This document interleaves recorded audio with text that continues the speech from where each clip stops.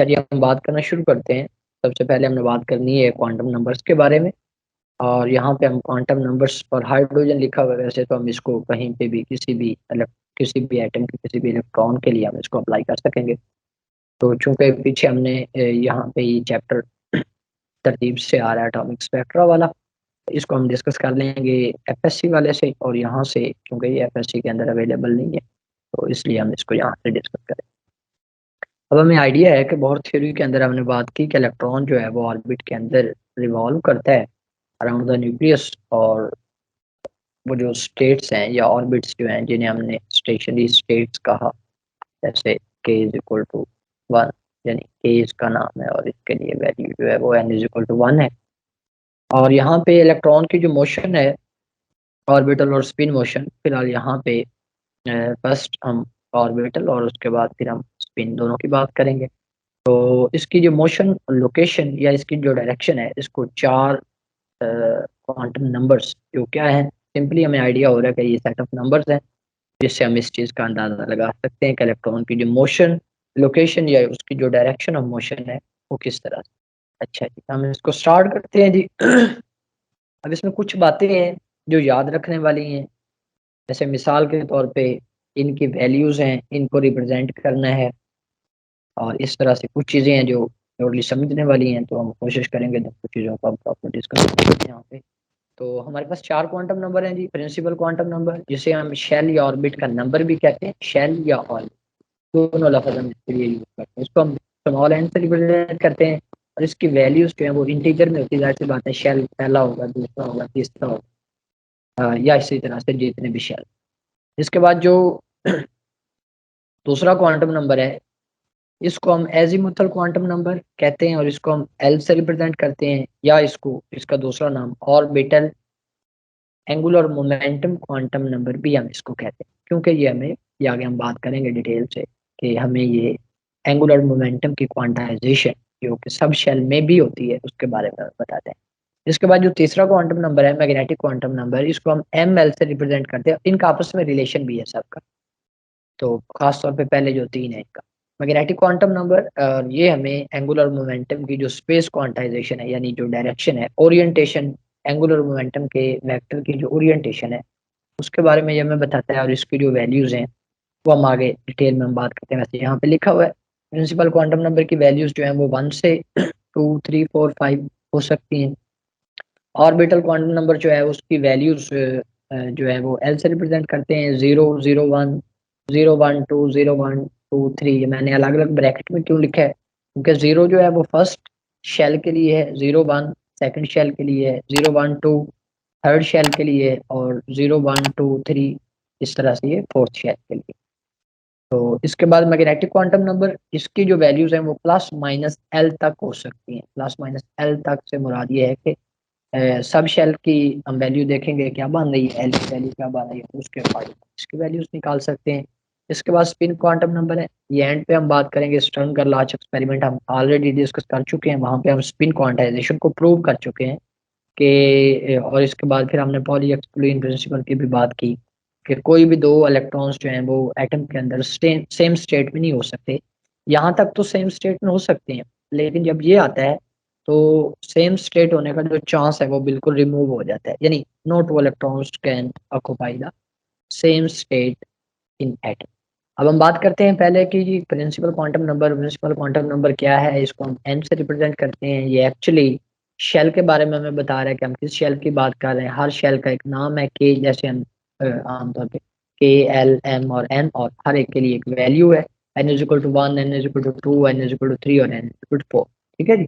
अब bore theory के अंदर हम बात कर चुके हैं कि एंगुलर मोमेंटम जो है वो क्वांटाइज्ड होता है, l is equal to n h cut हमारे पास आया था। तो इस क्वांटम नंबर के अकॉर्डिंग जहां तक बात है, ये क्वांटम नंबर हमें एक तो शेल का नाम, शेल की वैल्यू, यानी शेल कौन सा है, पहला है, दूसरा है, तीसरा है, और उस शेल के अंदर इलेक्ट्रॉन्स कितने हैं, कितने आ सकते हैं मैक्सिमम, वो हमें ये बताता है। यहाँ पे हम एन की वैल्यू पुट करेंगे, पहले शेल के लिए 1 पुट करेंगे तो इलेक्ट्रॉन्स पहले शेल में 2 आएंगे, दूसरे में 8 आ सकते हैं, तीसरे में 18 और 32, 50 और इस तरह से ये वैल्यूज हम निकाल सकते हैं। ठीक है जी। तो लेकिन जब बोहर और समरफील्ड, बोहर के बाद जब समरफील्ड ने अपना मॉडल दिया तो उसने बताया कि जो ऑर्बिट्स हैं वो एंड नहीं है, बल्कि ऑर्बिट्स के अंदर जो सब लेवल्स हैं जिन्हें सब शेल्स या ऑर्बिटल्स कहते हैं वो भी मौजूद होते हैं। इसका मतलब ये है कि अगर सब शेल्स मौजूद होंगे और सब शेल्स की अपनी एक क्वांटाइजेशन होगी, जिसका मतलब है कि जो जिस एंगुलर मोमेंटम को हमने क्वांटाइज्ड कर दिया है इसकी मजीद क्वांटाइजेशन सब शेल्स के अंदर भी पॉसिबल है। तो उसको हम जो सेकंड क्वांटम नंबर है जिसे हम एजीमुथल क्वांटम नंबर कहते हैं इसमें हम डिस्कस करेंगे। इसको हम एल से रिप्रेजेंट करते हैं और इसकी जो वैल्यू होगी वो होगी n-1, यानी n पहले शेल के लिए अगर n की वैल्यू 0 है तो इसकी जो वैल्यू है हमारे पास सॉरी n की वैल्यू 1 है पहले के लिए तो इसकी वैल्यू 0 आ जाएगी। इसी तरह दूसरे शेल के लिए इसकी वैल्यू 1 आ जाएगी। इसके बाद नेक्स्ट के लिए 3 4 और इस तरह से। अब l की जो वैल्यूज हैं 0 1 2 और 3 या 4, तो ये एक्चुअली हमें क्या बताएंगे, ये एक्चुअली हमें सब शेल्स के बारे में बताएंगे कि कौन से सब शेल की हम बात कर रहे हैं, उस सब शेल की शेप क्या है और उस सब शेल के अंदर जो इलेक्ट्रॉन्स हैं उनका जो एंगुलर मोमेंटम है वो कितने। इसका मतलब ये हुआ कि पहले और थ्योरी तक हमने बात की, उसके पोस्टुलेट्स के अंदर हमने बात की कि इलेक्ट्रॉन सिर्फ उस ऑर्बिट को ऑक्यूपाई कर सकता है जिसका एक एंगुलर मोमेंटम हो स्पेसिफिक, जिसको हमने कहा कि वो कितना होना चाहिए, NH कट होना चाहिए या इसका इंटीग्रल मल्टीपल होना चाहिए। अब हम उस चीज से नेक्स्ट चले गए। इसका मतलब ये है कि अब वो क्वांटाइजेशन हमारे लिए जो है वो लिमिट नहीं है। अब ये क्वांटाइजेशन जो है इसकी हम बात करेंगे और इसके बाद फर्दर जो क्वांटाइजेशन हो सकती है उसकी हम बात करें। तो यहाँ तक जो हमने बात की कि जो एजीमुथल क्वांटम नंबर है ये हमें सब शेल्स के बारे में बताता है। चूंकि एंगुलर मोमेंटम दो तरह से क्वांटाइज्ड होता है, डायरेक्शन वाइज भी और मैग्नीट्यूड वाइज भी। मैग्नीट्यूड वाइज जो क्वांटाइजेशन है यानी एंगुलर मोमेंटम की कितनी कितनी वैल्यूज हो सकती हैं सब शेल्स के अंदर, वो हमें बताएगा ये वाला quantum number, azimuthal quantum number. यानी इसकी वैल्यूज पुट करके हम बता सकते हैं कि किस सब शेल के अंदर एंगुलर ऑर्बिटल एंगुलर मोमेंटम की वैल्यू कितनी होगी। ठीक है, और जाहिर सी बात है कि पहले हमने सिर्फ बात की है शेल की। शेल के अंदर के एल एम, हर शेल के अंदर एक हमें वैल्यू मिलेगी, लेकिन यहाँ पे एक शेल के अंदर जैसे हम दूसरे शेल की अगर हम बात करते हैं तो उसमें दो सब शेल होंगे तो हमें एंगुलर मोमेंटम की दो वैल्यूज मिलेंगी। इसका मतलब है कि एंगुलर मोमेंटम को मजीद माइक्रोस्कोपिकली हमने क्वांटाइज जो है वो यहाँ पे प्रूव करना है। ठीक है जी। तो यहाँ पे एल की वैल्यूज हैं 0 1 2 3, 0 से स्टार्ट होती हैं, 0 से इसलिए स्टार्ट होती हैं कि एल जो है वो n-1 के इक्वल होता है। जैसे यहाँ पे उसने एक एग्जांपल लिया कि अगर पहला शेल हो हमारे पास, अगर हम के शेल की बात करें तो एल की वैल्यू 0 होगी। इसका ये मतलब हुआ कि हमारे पास पहला शेल है और इसमें एक एक सब लेवल।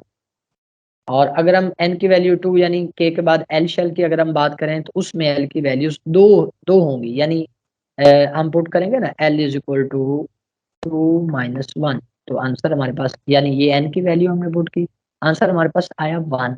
1 तक वैल्यूज होंगी, 1 तक वैल्यूज क्या बनती हैं 0 और 1। तो यहाँ पे इसका मतलब है कि दो सब शेल होंगे एस और पी। इसके लिए एंगुलर मोमेंटम की क्वांटाइजेशन अलग हम चेक करेंगे और इसके लिए अलग। यानी एक ही शेल के अंदर एंगुलर मोमेंटम की दो वैल्यूज हमें मिली हैं और एक वैल्यू एक सब शेल में है और दूसरी वैल्यू दूसरे सब शेल। ठीक है जी। तो इसके बाद हमारे पास जो नेक्स्ट क्वांटम नंबर, अच्छा ये अभी हमारी बात मुकम्मल नहीं हुई कि क्वांटाइजेशन की वैल्यूज हमने अभी निकालनी है। अभी फिलहाल यहाँ पे सिर्फ हम इनका इंट्रोडक्शन पढ़ रहे हैं और इनको नेक्स्ट आगे एक दो पेजेस के बाद हम इनको अप्लाई करेंगे कि किस तरह से हम वैल्यूज निकाल सकते हैं एंगुलर मोमेंटम की क्वांटाइजेशन की हर सब शेल के अंदर किस तरह से हम कितनी कितनी वैल्यूज हमें मिलेंगी, कितनी वैल्यूज मिलेंगी और उन वैल्यू की जो मतलब क्वांटाइजेशन है वो किस हिसाब से होगी। यहाँ पे थर्ड जो है वो मैग्नेटिक क्वांटम नंबर है। मैग्नेटिक क्वांटम नंबर को हम ml से रिप्रेजेंट करते हैं और इसकी वैल्यूज जो है वो ±L तक हो सकती है। तक से मुराद ये है कि सिर्फ ±L तक नहीं, L नहीं होगी वैल्यू, बल्कि यहाँ तक कोई भी वैल्यू हो सकती है हमारे पास। तो जैसे यहाँ पे हम बात करते हैं कि अभी हमने पीछे बात की कि एंगुलर मोमेंटम जो है वो डबली क्वांटाइज्ड है। डबली क्वांटाइज्ड से मुराद ये है कि मैग्नीट्यूड भी उसकी क्वांटाइज्ड है और उसकी डायरेक्शन भी क्वांटाइज्ड है। मैग्नीट्यूड की क्वांटाइजेशन हमें सेकंड वाला जो क्वांटम नंबर है वो बता चुका है और जो डायरेक्शन की क्वांटाइजेशन है वो हमें ये वाला क्वांटम नंबर बताएगा जिसको हम ml से अब ये हमें कैसे बताएगा, ये हमें एंगुलर मोमेंटम का जो वेक्टर है उसकी ओरिएंटेशन बताएगा, कि उसकी ओरिएंटेशन कह लें आप इसको एंगल कह लें, कि उसका जो जी एक्सिस के साथ एंगल है या जी एक्सिस के साथ उसका जो कंपोनेंट है जी कंपोनेंट है वो कितना बन रहा है, जिससे हमें आइडिया होगा कि एंगुलर मोमेंटम की स्पेस क्वांटाइजेशन यानी कि उसकी जो ओरिएंटेशन है वो क्या है। ठीक है, जैसे यहाँ पे अगर हम बात करें इसकी वैल्यूज क्या हो सकती हैं, प्लस माइनस एल तक इसकी वैल्यूज हो सकती हैं। अगर हम एल की कुछ स्पेसिफिक वैल्यू कंसीडर करें, सपोज हमारे पास एन इज इक्वल टू 1 है, तो एल इज इक्वल टू क्या आएगा, 0। अगर एल इज इक्वल टू 0 आएगा तो एम एल भी हमारे पास क्या आ जाएगा, 0 आए। इसी तरह से अगर हम कोई n is equal to 2 consider करते हैं, तो फिर एल इज इक्वल टू हमारे पास आ जाएगा 0 और 1, और एम एल जो है वो आ जाएगा 0 और प्लस माइनस 1। ठीक है, यानी कि 3 ओरिएंटेशन होगी हमारे पास, एंगुलर मोमेंटम के वेक्टर की 3 ओरिएंटेशन हमें मिलेंगी जब हम n की वैल्यू 2 लेंगे, यानी कि जब हम बात करेंगे सेकंड शेल की। सेकंड शेल के अंदर 2 सब शेल होंगे s और p, एक ओरिएंटेशन s के अंदर होगी और 2 ओरिएंटेशन जो है वो p के अंदर है। तो आगे हम कैलकुलेट भी करेंगे इनको। इसके बाद स्पिन क्वांटाइजेशन है या स्पिन क्वांटम नंबर है। ये क्वांटम नंबर हमें क्या बताता है, ये बताता है कि कोई भी 2 इलेक्ट्रॉन्स जो हैं वो तमाम क्वांटम नंबर्स उनके सेम हो सकते हैं, लेकिन ये वाला जो क्वांटम नंबर है spin quantum number at the end ये वाला सेम नहीं होगा। और यहीं से पॉली एक्सक्लूजन प्रिंसिपल जो है वो गवर्न होता है कि कोई भी 2 इलेक्ट्रॉन्स किसी भी एटम के अंदर कोई भी 2 इलेक्ट्रॉन्स जो हैं उनका क्वांटम नंबर चारों क्वांटम नंबर का जो सेट है वो एक जैसा नहीं हो सकता। जैसे यहाँ पे हमने हीलियम की बात की है, हीलियम के पास एक ही एक ही शेल है, मतलब एक ही शेल है जिसमें इलेक्ट्रॉन्स मौजूद होते हैं, और इसका एक ही सब शेल है। और उस एक ही सब शेल के अंदर अगर हम पहले 3 क्वांटम नंबर्स की बात करें तो उन इनकी वैल्यू सेम है। इसका मतलब है कि अगर हमें चौथा क्वांटम नंबर अगर हमें पता ना हो, तो इसका मतलब है कि इलेक्ट्रॉन्स जो हैं, दोनों इलेक्ट्रॉन्स जो हैं उनको हम आपस में डिस्टिंग्विश नहीं कर सकते। लेकिन स्पिन क्वांटम नंबर हमें ये बताता है कि 2 ही तरह की स्पिन हो सकती है, पॉजिटिव हाफ इलेक्ट्रॉन के लिए या नेगेटिव हाफ, यानी या वो क्लॉकवाइज एंटी क्लॉकवाइज या वो स्पिन कर रहा होगा, या वो स्पिन मोशन जो है वो क्लॉकवाइज का। तो अब हम इन क्वांटम नंबर्स को यूज करके हम चेक करते हैं, हमें कोई भी शेल, कोई भी सब शेल, कोई भी क्वांटम नंबर, कोई भी हमें एलिमेंट हमें बताया जाए और हमें ये पूछा जाए कि उसकी स्टेट्स कितनी होंगी, उसके किस शेल में कितनी स्टेट्स होंगी, किस सब शेल में कितनी स्टेट्स होंगी, या टोटल जो इलेक्ट्रॉन्स की स्टेट्स हैं वो कितनी हो सकती हैं। तो हम इन चारों क्वांटम नंबर्स को यूज करके हम स्टेट्स को काउंट कर सकते हैं। अभी ये वही जनरल बातें हैं कि पहला जो क्वांटम नंबर है वो हमें शेल्स के बारे में बताएगा, यानी फर्ज करें हमें वो बताता है कि एन की वैल्यू आपके पास इतनी है, तो हमें आइडिया हो जाएगा कि हम फलां शेल में मौजूद है, इस शेल के अंदर इतने सब शेल होंगे, और उस सब शेल के अंदर जो ओरिएंटेशन है वो इतनी होंगी, और हर ओरिएंटेशन जो है उसके अंदर 2 तरह की स्पिन होगी। तो इस तरह से टोटल जो स्टेट्स बनेगी मुमकिन मैक्सिमम, वो हम काउंट कर सकते हैं। उसके लिए आगे एक टेबल दिया हुआ है, हम वहां से देख लेते हैं। यहाँ पे भी वैसे वही बात की गई है, लेकिन टेबल से ये है कि हमें जरा आसानी रहे। अच्छा, मिसाल के तौर पे यहाँ पे ये हमने शेल नंबर लिया हुआ है, पहले शेल के लिए, दूसरे के लिए हम अलग अलग चेक करेंगे, और तीसरे के लिए। पहले हम पहले के लिए बात करते हैं कि अगर हम के शेल के अंदर मौजूद हैं, के शेल में एल की वैल्यू यानी जो सेकंड क्वांटम नंबर है, एजीमुथल क्वांटम नंबर या जिसको हम ऑर्बिटल क्वांटम नंबर कहते हैं, उसकी वैल्यू क्या होगी, 0 होगी। 0 क्यों होगी, क्योंकि l is equal to n minus 1 होता है। इसका मतलब है कि इस शेल के अंदर सिर्फ कौन सा सब शेल मौजूद होगा, एस मौजूद होगा। और जब हम बात करेंगे इसकी स्पेस ओरिएंटेशन की, तो हमें एम एल की वैल्यू जो मिलेगी वो 0 मिलेगी। यानी एक वैल्यू, ये वैल्यूज की तादाद है, यानी इसकी जो तादाद है वो एक है, और वैल्यू जो है हमारे पास वो हमें पता है कि एम एल जो है उसकी हम वैल्यू निकाल सकते हैं। वो जाता है प्लस एम एल जो है वो प्लस माइनस एल तक जाता है। अब चूंकि एल की वैल्यू 0 है तो इसकी वैल्यू हमारे पास 0 आ जाएगी।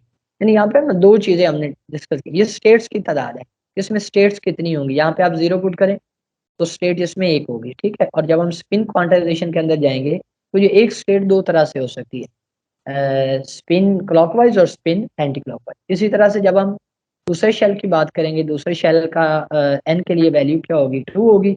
दूसरे शेल के लिए जो एजीमुथल क्वांटम नंबर होगा यानी एन माइनस 1, उसकी वैल्यूज हमारे पास 1 तक जाएंगी। 1 तक जाने के से मुराद ये है कि 0 भी हो सकती है, 1 भी हो सकती है। दूसरे शेल के अंदर 2 सब शेल मौजूद होंगे, एस और पी मौजूद होंगे, ठीक है। अब एस के अंदर सिर्फ एस के अंदर स्टेट्स जो हैं वो कितनी होंगी, एक स्टेट होगी, और वो स्टेट कौन सी होगी, जिसके लिए मैग्नेटिक क्वांटम नंबर की जो वैल्यू है वो 0 होगी। और जो पी सब शेल है इसके अंदर टोटल स्टेट्स कितनी होंगी, 3 होंगी, और इन 3 स्टेट्स की जो तीन स्टेट्स के लिए जो मैग्नेटिक क्वांटम नंबर की वैल्यू है वो कितनी होगी, वो 0 और +-1 हो सकती है। ठीक है, अब इसके लिए भी दो तरह की स्पिन मोशन हो सकती है, और इस हर एक के लिए भी, इसके लिए भी दो तरह की, +1 के लिए भी दो तरह की, और -1 के लिए भी दो होता है। तो इस तरह से यहाँ पे पी के अंदर टोटल 6 इलेक्ट्रॉन है, 6 स्टेट्स होंगी, एस के अंदर 2 इलेक्ट्रॉन्स है, 2 स्टेट्स होंगी, तो टोटल 6 और 2 8, टोटल एल शेल के अंदर 8 इलेक्ट्रॉन्स आ सकते हैं, और टोटल 8 स्टेट्स हमें मिलेंगे। इसी तरह से जब हम बात करेंगे 3 के लिए, तो इसके लिए हमारे पास 3 सब शेल होंगे, एस, पी और डी। ठीक है, एस के लिए हमारे पास एजीमुथल क्वांटम नंबर की वैल्यू n-1 जो होती है वो 0 होगी, और ये 0 से 2 तक जाएगी, 0, 1 और 2, चूंकि हमारे पास n की जो वैल्यूज हैं वो n-1 तक जाती है। तो इसका मतलब यहाँ पे ये 3 है, 3 यहाँ पे अगर हम पुट करेंगे तो 3-1 2 आ जाएगा। तो इसका मतलब है 0, 1 और 2 तक हमारे पास ये वैल्यूज जाती है। ठीक है, और ये जब प्लस माइनस में करेंगे, 0 का प्लस माइनस वही 0 ही होगा, और 1 के लिए जब हम +-1 तक जाएंगे तो 0 और +-3 ये हो जाएंगी।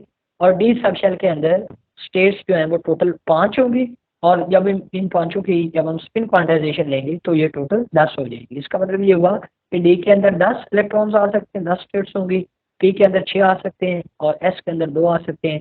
तो टोटल जो तीसरे शेल के अंदर इलेक्ट्रॉन्स आ सकते हैं, या जितनी स्टेट्स मुमकिन तौर पे हो सकती है वो कितनी हो सकती है, 18 हो सकती है। ठीक है, मैं इसको थोड़ा साफ करता हूँ, और हम इसका थोड़ा सा ओवरव्यू दोबारा करें। यहाँ से क्वेश्चन आता होता है क्वांटम नंबर से, अगर वो क्वेश्चन कोई लेता है तो ये टेबल जो है अगर आप इसको अच्छी तरह से समझ लेते हैं तो मेरा नहीं ख्याल कि कोई भी क्वेश्चन अगर वो इससे करेगा तो आपको उसमें ज़रा भी कंफ्यूजन हो। अब आप यहाँ से तरह क्लियर कर लें चीज़ों को। प्रिंसिपल क्वांटम नंबर्स की वैल्यूज क्या होती हैं, एन से रिप्रेजेंट करते हैं, 1, 2 और 3 हो सकती हैं। एजीमुथल क्वांटम नंबर की वैल्यूज जो हैं वो n-1 होती है। अब आप चेक करें कि ये ठीक है, यहाँ पे n की वैल्यू 1 है, इसकी वैल्यू 0 आ गई। यहाँ पे इसके लिए n की वैल्यू 2 है तो वैल्यू आ गई 0 और 1, यानी 2-1 करेंगे तो मैक्सिमम 1 तक जाएंगे, और 0 से स्टार्ट होनी है। एस सब शेल के लिए तो 0 और 1, और इसी तरह से जब यहाँ पे हम 3 पुट करेंगे तो 3-1 2 तक वैल्यूज जाएंगी। तो इसका मतलब है कि एजीमुथल क्वांटम नंबर की वैल्यू तीसरे शेल के लिए हमारे पास 0, 1 और 2 हो सकती है। ठीक है, अब हम बात करते हैं मैग्नेटिक क्वांटम नंबर। इसकी जो वैल्यूज हैं वो होगी +-L तक, और जो स्टेट्स की तादाद है वो होगी, यानी वैल्यूज की तादाद कितनी होगी, वो होगी 2L+1, और वैल्यूज कहाँ तक जाएंगी, वो जाएंगी +-L तक। देखो यहाँ पे L की वैल्यू क्या है, 0, इसलिए इसकी वैल्यू 0 होगी। यहाँ पे L की वैल्यू 0 है, दूसरे दूसरे शेल के पहले सब शेल के लिए, इसके लिए भी 0, यहाँ तक इसकी वैल्यू है 1। तो 1 जो है उसको जब हम +-1 तक ले जाएंगे तो 0 और +1 और -1, यानी कि जो पी सब शेल है उसके अंदर जो मैग्नेटिक क्वांटम नंबर है उसकी 3 वैल्यूज हमें मिलेंगी, यानी कि जो स्पेस क्वांटाइजेशन है, एंगुलर मोमेंटम का जो वेक्टर है, उसकी 3 पॉसिबल डायरेक्शंस या 3 पॉसिबल एंगल्स हमें मिलेंगे उसके, या 3 उसके जो एंगुलर मोमेंटम का जो वेक्टर है उसके z एक्सिस के अलोंग 3 कंपोनेंट हमें मिलेंगे। 3 कंपोनेंट मुमकिन तौर पे हो सकते हैं 3 डिफरेंट वैल्यूज के अंदर।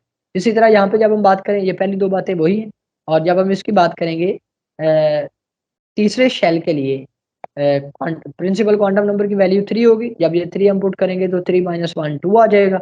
इसका मतलब इसकी वैल्यूज +-2 तक जा सकती हैं।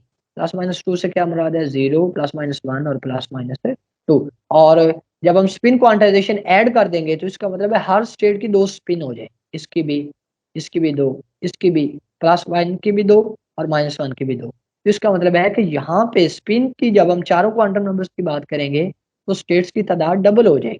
तो यहाँ पे स्टेट्स कितनी है, यहाँ पे कितनी है, 1। जब ये स्पिन क्वांटाइजेशन लगाएंगे तो 2 हो जाएंगी।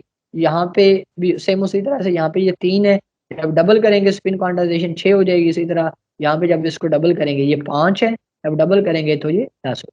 तो इस तरह से क्वांटम नंबर्स को यूज करके हम स्टेट्स मुमकिन तौर पे किसी भी शेल में, किसी भी सब शेल में स्पेस क्वांटाइजेशन डायरेक्शन या जो एंगुलर मोमेंटम का जी कंपोनेंट है, आगे हम जाके मैग्नेटिक मोमेंट की बात करेंगे, उस पर भी ये सेम चीजें अप्लाई होंगी।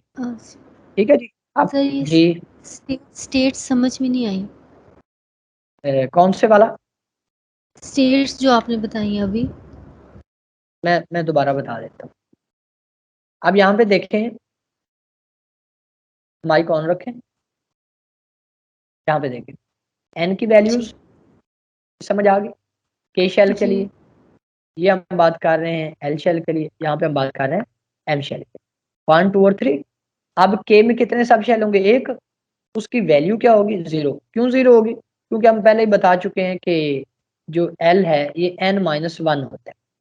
ठीक हो गया, यहाँ पे 0 वैल्यू आ गई। यहाँ पे जब हम इसके लिए 2 वैल्यू पुट करेंगे तो 2-1 हमारे पास 1 आ जाएगा। इसका मतलब है दो वैल्यूज हमें, दो सब शेल हमें मिलेंगे दूसरे शेल के अंदर, एल शेल के, तो ये 0 और 1 आ गई। इसके बाद तीसरे की जब हमने बात की तो 0 1 और 2, क्योंकि यहाँ पे हम जब 3 पुट करेंगे तो 2 आंसर आएगा, और इसका मतलब है कि हमारे पास 0 1 और 2 तीन सब शेल हो सकते हैं, एस पी और डी। ठीक है जी, आप इसको नेक्स्ट के लिए भी एक्सटेंड कर सकते हैं, यानी एम के बाद एन शेल के लिए भी, लेकिन यहाँ पे नहीं किया हुआ, लेकिन आप उसको जरूर करेंगे, कोई क्वेश्चन की कोई लिमिट नहीं है, वो उसमें से भी पूछ सकते हैं। अब हम बात करते हैं कि अगर हम बात करें मैग्नेटिक क्वांटम नंबर की, यानी कि ये ये हमें वैल्यूज देता है मैग्नीट्यूड कितनी हो सकती है किसी सब शेल के अंदर, एंगुलर मोमेंटम की कितनी वैल्यूज हो सकती हैं।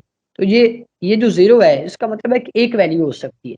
यहाँ पे इस शेल के अंदर दो वैल्यूज है, इसका मतलब है दो वैल्यूज हो सकती हैं। एक एंगुलर मोमेंटम की वैल्यू होगी एस सब शेल के अंदर और एक वैल्यू होगी पी के।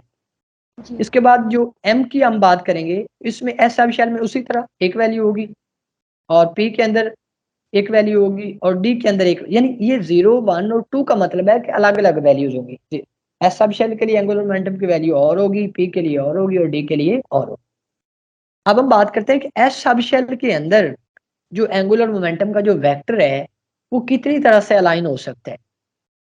स्टेट्स की तादाद हमें यहाँ से मिली, यहाँ पे आप एल की वैल्यू पुट करें, एल की वैल्यू कितनी है, 0, 0 पुट करेंगे 2 इंटू 0 0 हो जाएगा, 1 रह जाएगा। इसका मतलब है कि एक ही पॉसिबल डायरेक्शन हो सकती है किसकी, एंगुलर मोमेंटम के वेक्टर की। आगे डायग्राम बनी हुई, नेक्स्ट जो अभी हमने टॉपिक पढ़ना है ना, वो इसी की डिटेल ही हमने पढ़ी। इसी तरह से जब हम पी सब शेल में जाएंगे तो ये स्टेट्स, यहाँ पे जब हम 1 पुट करेंगे, यहाँ पे 1 पुट करेंगे, 2 मल्टीप्लाई बाय 1 और +1, 2 + 1 3, तीन ओरिएंटेशन होगी किसकी, एंगुलर मोमेंटम के वेक्टर की। और इसी तरह डी के लिए ये 5 होगी और एफ के लिए ये 7 होगी। अब जब हम स्पिन की बात करते हैं तो एक ही स्टेट के अंदर, एक ही सब शेल के अंदर जो दो इलेक्ट्रॉन्स होंगे, जाहिर सी बात है हम वो क्वांटाइजेशन है वो दोनों एक तरह से नहीं हो सकते। एक अगर क्लॉकवाइज स्पिन करेगा तो दूसरा जो है वो एंटी क्लॉकवाइज स्पिन करेगा, इसलिए एक की स्पिन पॉजिटिव हाफ और एक की नेगेटिव हाफ होगी। अब हम बात करते हैं सब शेल में स्टेट्स जो हैं वो कितनी होंगी। देखो सब शेल कौन से क्वांटम नंबर से रिलेटेड है, इस क्वांटम नंबर से रिलेटेड है। ठीक, अब हमने टोटल स्टेट्स चेक करनी है सारे क्वांटम नंबर्स को। अगर हम देखें तो एस सब शेल में टोटल कितनी स्टेट्स बनती हैं, 2, पी में कितनी बनती हैं, 6, और डी में कितनी बनती हैं, 10। ये 10 कैसे बनती हैं, ये हमने देखा कि जब हम इस क्वांटम नंबर से इसमें आए तो स्टेट्स कितनी है, और जब हम इसके ऊपर जब हमने स्पिन क्वांटाइजेशन अप्लाई किया तो स्टेट्स की तादाद क्या होगी, डबल होगी। यानी जब हम चारों क्वांटम नंबर्स की जब हम बात कर चुके होंगे तो फिर इतनी स्टेट्स बनेगी। यहाँ पे एल क्या है, एल यहाँ पे सब शेल है, और सब शेल कौन सा है वो हमें पता चलेगा कि हम किस, या तो डायरेक्ट हमें वो ये भी बता सकता है और वो हमें ये भी बता सकता है। अगर हमें ये बताएगा तो एल की तमाम वैल्यूज हम लेंगे, अगर हमें डायरेक्ट वो एल की वैल्यू बताएगा तो सिर्फ हम एल की वो वैल्यू लेंगे जिसके लिए वो पूछना चाह रहे हैं। ये नेक्स्ट हम कैलकुलेट करते हैं, ये आगे एग्जाम्पल्स हैं, उनके अंदर जब हम कैलकुलेट करेंगे तो फिर हमें मजीद इसकी समझ हाँ, यहाँ पे आपने कोई बात और दोबारा से पूछनी है वो मुझे बता दें। नहीं sir, clear, thank you. Quantum numbers का जो क्वेश्चन है वो बहुत इंपॉर्टेंट है, और उसके आने आने के चांस जो हैं वो भी आप कह सकते हैं ना, इंशाल्लाह 99% इसमें से लाते हैं। इसलिए इसको ठीक तरह से समझना हमारे लिए इम्पोर्टेंट है। अभी हमने बात की कि एंगुलर मोमेंटम की ये डबली क्वांटाइज्ड होता है। वैसे तो मैग्नेटिक मूवमेंट आगे हम पढ़ेंगे वो भी डबली क्वांटाइज्ड होता है, और अगले चैप्टर के साथ हम टॉपिक डिस्कस करेंगे nuclear magnetic movement, spin quantization की हम बात करेंगे, वो भी डबली क्वांटाइज्ड होगा। यहाँ पे सिर्फ हम ऑर्बिटल एंगुलर मोमेंटम की बात करेंगे। इसकी क्वांटाइजेशन दो तरह से होती है, डायरेक्शन वाइज भी होती है और मैग्नीट्यूड वाइज भी होती है। अभी हमने बात की कि जो सेकंड क्वांटम नंबर है वो डायरेक्शन वाइज एंगुलर मोमेंटम की जो क्वांटाइजेशन है वो बताता है, और जो थर्ड क्वांटम नंबर है जिसको हम कहते हैं मैग्नेटिक क्वांटम नंबर, वो हमें बताता है डायरेक्शन क्वांटाइजेशन, या जिसको हम स्पेस क्वांटाइजेशन भी कहते हैं। अब ये क्वांटाइजेशन किस तरह से है, कैसे हमें पता चलेगा, तो हम बात करते हैं। श्रोडिंगर वेव इक्वेशन को जब एंगुलर मोमेंटम के लिए हम सॉल्व करते हैं तो ये फार्मूला है।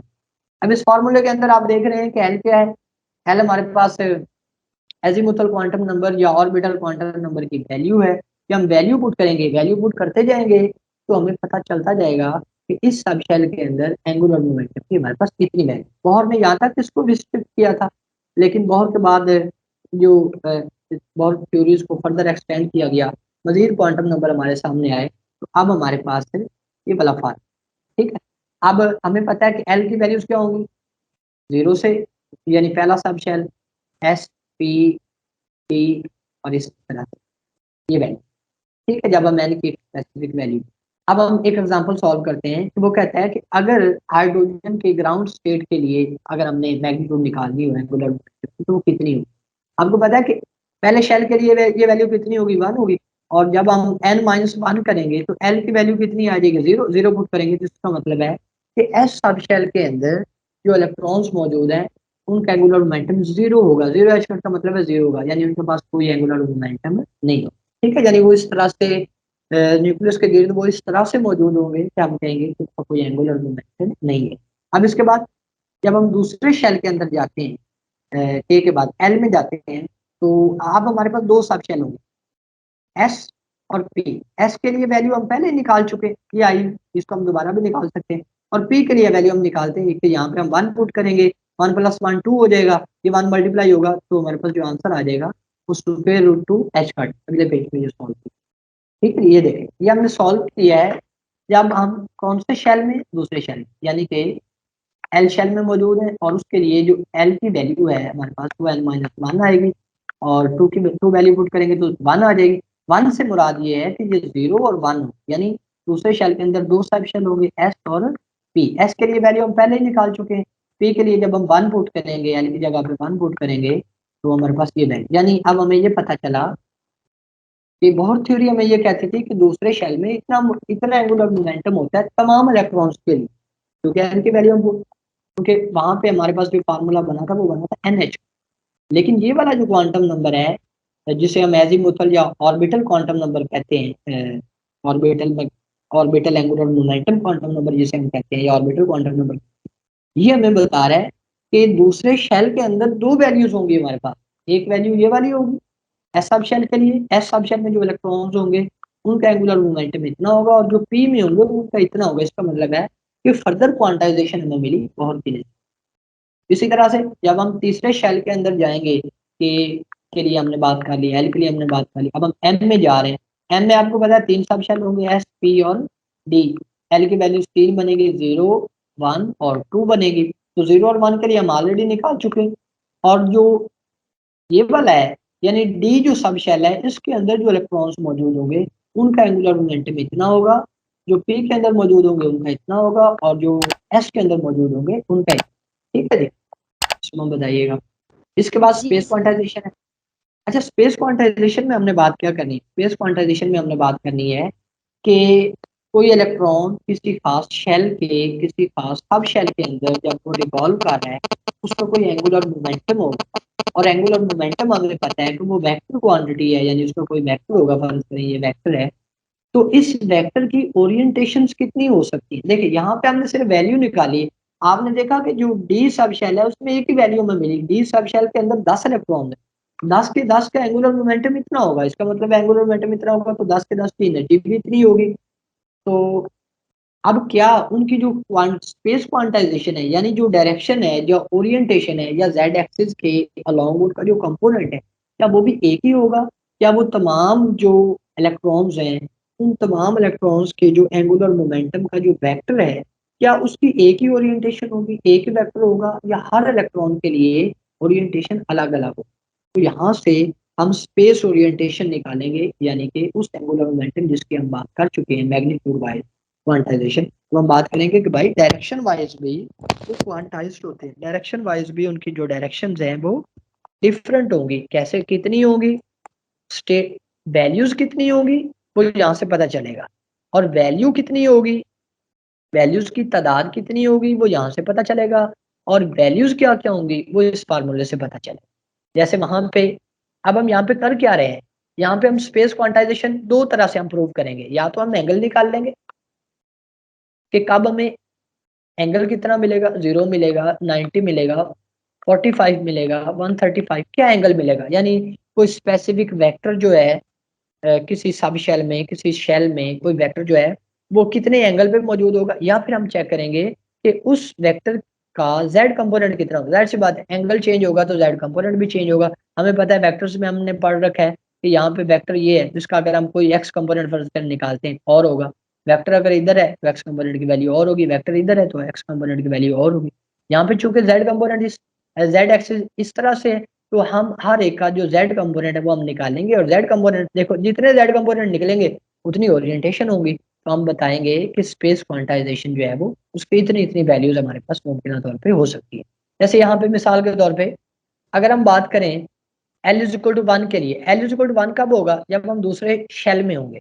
जब दूसरे शेल में होंगे तो हमारे पास दो वैल्यूज हो सकती है, लेकिन उसने सिर्फ इसके लिए पूछा है, उसने ये पूछा है कि पी सब शेल के अंदर जो 6 इलेक्ट्रॉन्स होंगे उनका क्या 6 के 6 इलेक्ट्रॉन्स के जो एंगुलर मोमेंटम है क्या उसकी डायरेक्शन सेम होगी या नहीं होगी। तो जब हमने स्टेट्स चेक की कि स्पेस क्वांटाइजेशन कितनी हो सकती हैं, तो हमने एल की वैल्यू पुट की, ये 3 हो सकती हैं। ये 3 कौन कौन सी होंगी, ये 3 होंगी ये वैल्यू।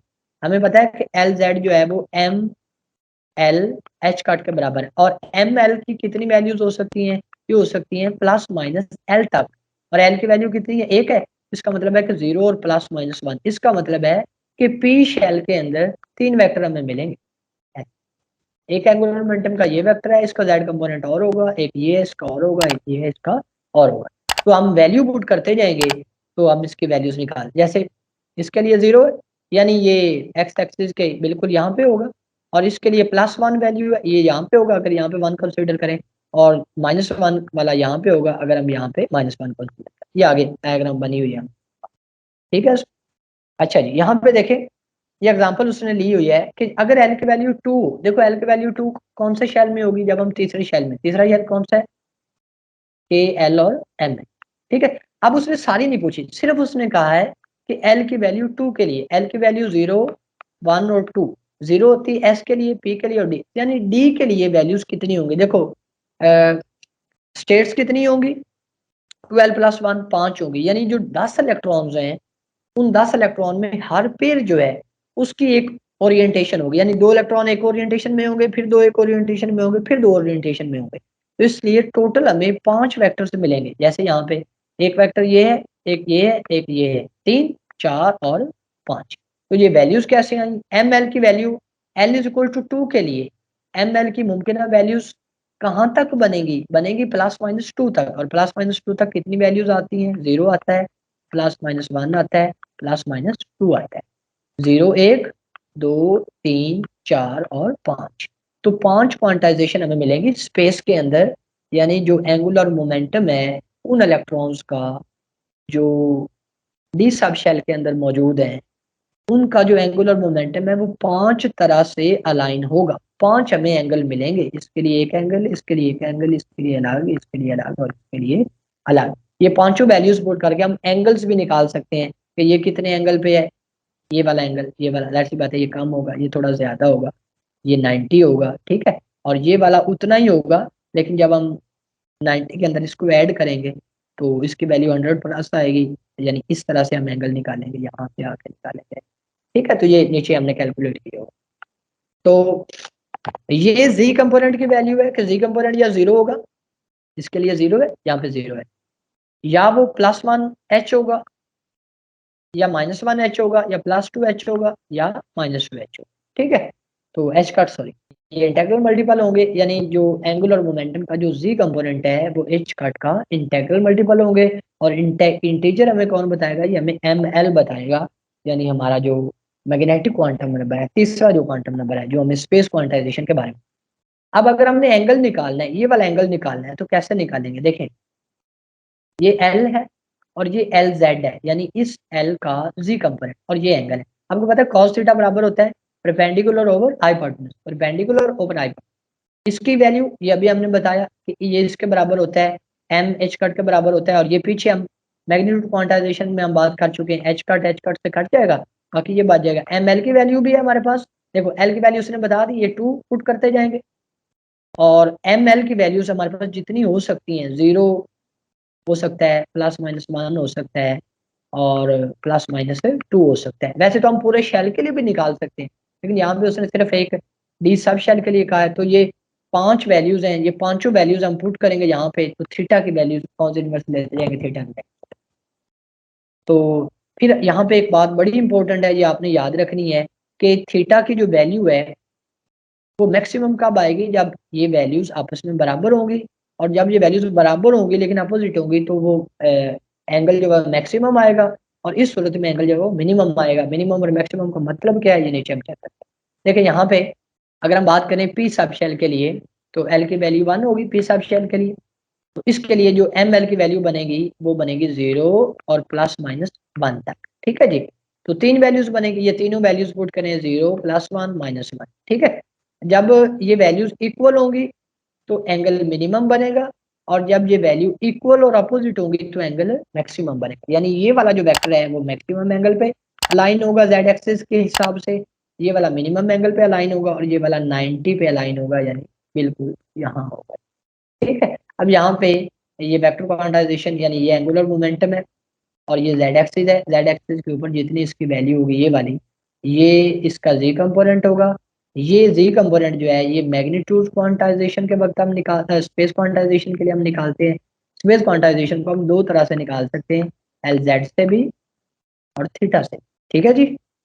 और एल जेड का फार्मूला हमारे पास क्या है, एम एच कट है, और जो मैग्नीट्यूड क्वांटाइजेशन अभी हमने बात की कि उसके लिए हम L into L plus one इसके रूट इस फार्मूले से। तो यहाँ पे ये जी क्वांटम नंबर्स की बात मुकम्मल हुई, यानी क्वांटम नंबर्स को हमने अप्लाई करके एंगुलर मोमेंटम को डबली क्वांटाइज्ड प्रूव किया कि ये डायरेक्शन वाइज भी क्वांटाइज्ड होता है और स्पेस वाइज ओरिएंटेशन वाइज भी, मतलब मैग्नीट्यूड वाइज भी क्वांटाइज्ड है और स्पेस यानी ओरिएंटेशन वाइज भी ये क्वांटाइज्ड।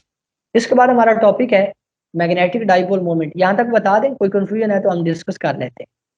असमा अक्सा बताइए, बताइएगा जरा जल्दी से, ठीक है। हम नेक्स्ट शुरू करते हैं। जी क्लियर। कि हमने पढ़ा, हमने चैप्टर 12 के साथ हमने बात की थी इलेक्ट्रिक डाइपोल मोमेंट की। डाइपोल मोमेंट की हमने बात की, वो इलेक्ट्रिक डाइपोल मोमेंट था। हमने कहा कि अगर दो चार्जेस सिमिलर हो, यानी मैग्नीट्यूड सेम हो, और उन पर थोड़े से फासले से अगर हम अलग अलग रखें, तो चार्ज और जितना इनके दरमियान डिस्टेंस है इसका जो मल्टीपल है, ये इलेक्ट्रिक डाइपोल मोमेंट कहलाता है, उसका यूनिट। बाकी सारी बात हमने की कि जब हम उसको इलेक्ट्रिक फील्ड के अंदर रखेंगे तो इस तरह से टार्क उसके ऊपर कितना एक्ट करेगा, कितनी एनर्जी उसमें स्टोर होगी, और कौन सी कन्फिग्रेशन के लिए वो मैक्सिमम एनर्जी में होगा, उसकी डायरेक्शन क्या होगी, टार्क की डायरेक्शन क्या होगी, सारी बातें। तो अगर आप ये समझ लेते हैं तो वहां पे भी आपको आसानी इन दोनों को कंपेयर करके, यानी इन दोनों में से क्वेश्चन आ सकता है मैग्नेटिक डाइपोल मोमेंट या इलेक्ट्रिक डाइपोल। तो यहाँ पे हम बात करते हैं magnetic dipole moment. Magnetic dipole moment क्या है कि अगर करंट किसी क्लोज लूप के अंदर है, और इस लूप का जो एरिया है पाई आर स्क्वायर, और जितनी करंट की वैल्यू, इन दोनों को जब हम मल्टीप्लाई, इनका जो प्रोडक्ट है वो कहलाता है मैग्नेटिक डाइपोल मोमेंट। ये वेक्टर क्वांटिटी है, इसकी डायरेक्शन हम राइट हैंड रूल से निकाल सकते हैं। जिस तरह राइट हैंड रूल हम पॉजिटिव चार्ज के लिए अप्लाई करते हैं कन्वेंशनल करंट के लिए, तो इलेक्ट्रॉन्स के लिए उसके अपोजिट होता है। तो इस तरह से अगर करंट की डायरेक्शन ये है, तो इसका मतलब है कि अगर करंट की कन्वेंशनल डायरेक्शन ये है तो इलेक्ट्रॉन की डायरेक्शन ये होगी। तो अगर प्रोटॉन्स के लिए डायरेक्शन मैग्नेटिक मूवमेंट की ये आएगी, तो इलेक्ट्रॉन्स की लिए डायरेक्शन इसके उल्टा आ जाएगी। तो इसमें एक बात और भी आपने याद रखनी है, पिछले पेज पे हमने देखा कि एंगुलर मोमेंटम और मैग्नेटिक मोमेंट इलेक्ट्रॉन्स के लिए इनकी जो डायरेक्शन है वो आपस में एक दूसरे के अपोजिट होती है। आगे जाके हम दोबारा फिर बात करेंगे। ये बात हम यहाँ पे करके आ चुके हैं। इस डायग्राम को थोड़ा सा आप देख लें, ये डायग्राम में थोड़ा इसको साफ करता हूँ। यहाँ पे देख, ये एंगुलर मोमेंटम का वेक्टर है, और ये मैग्नेटिक मोमेंट का वेक्टर, इसकी हम यहाँ पे बात करेंगे। ये चीज़ चूंकि इम्पोर्टेंट है इसलिए मैंने डायग्राम दिखाना बेहतर समझा, ताकि हम बात को तरह बेहतर तरीके से करते हैं। ये वेक्टर क्वांटिटी है, इसका यूनिट वैसे इसका जूल पर टेस्ला भी हम लेते हैं, और इन दोनों को आप बराबर साबित भी कर सकते हैं मैथमेटिकल थोड़ी सी वो लगा के।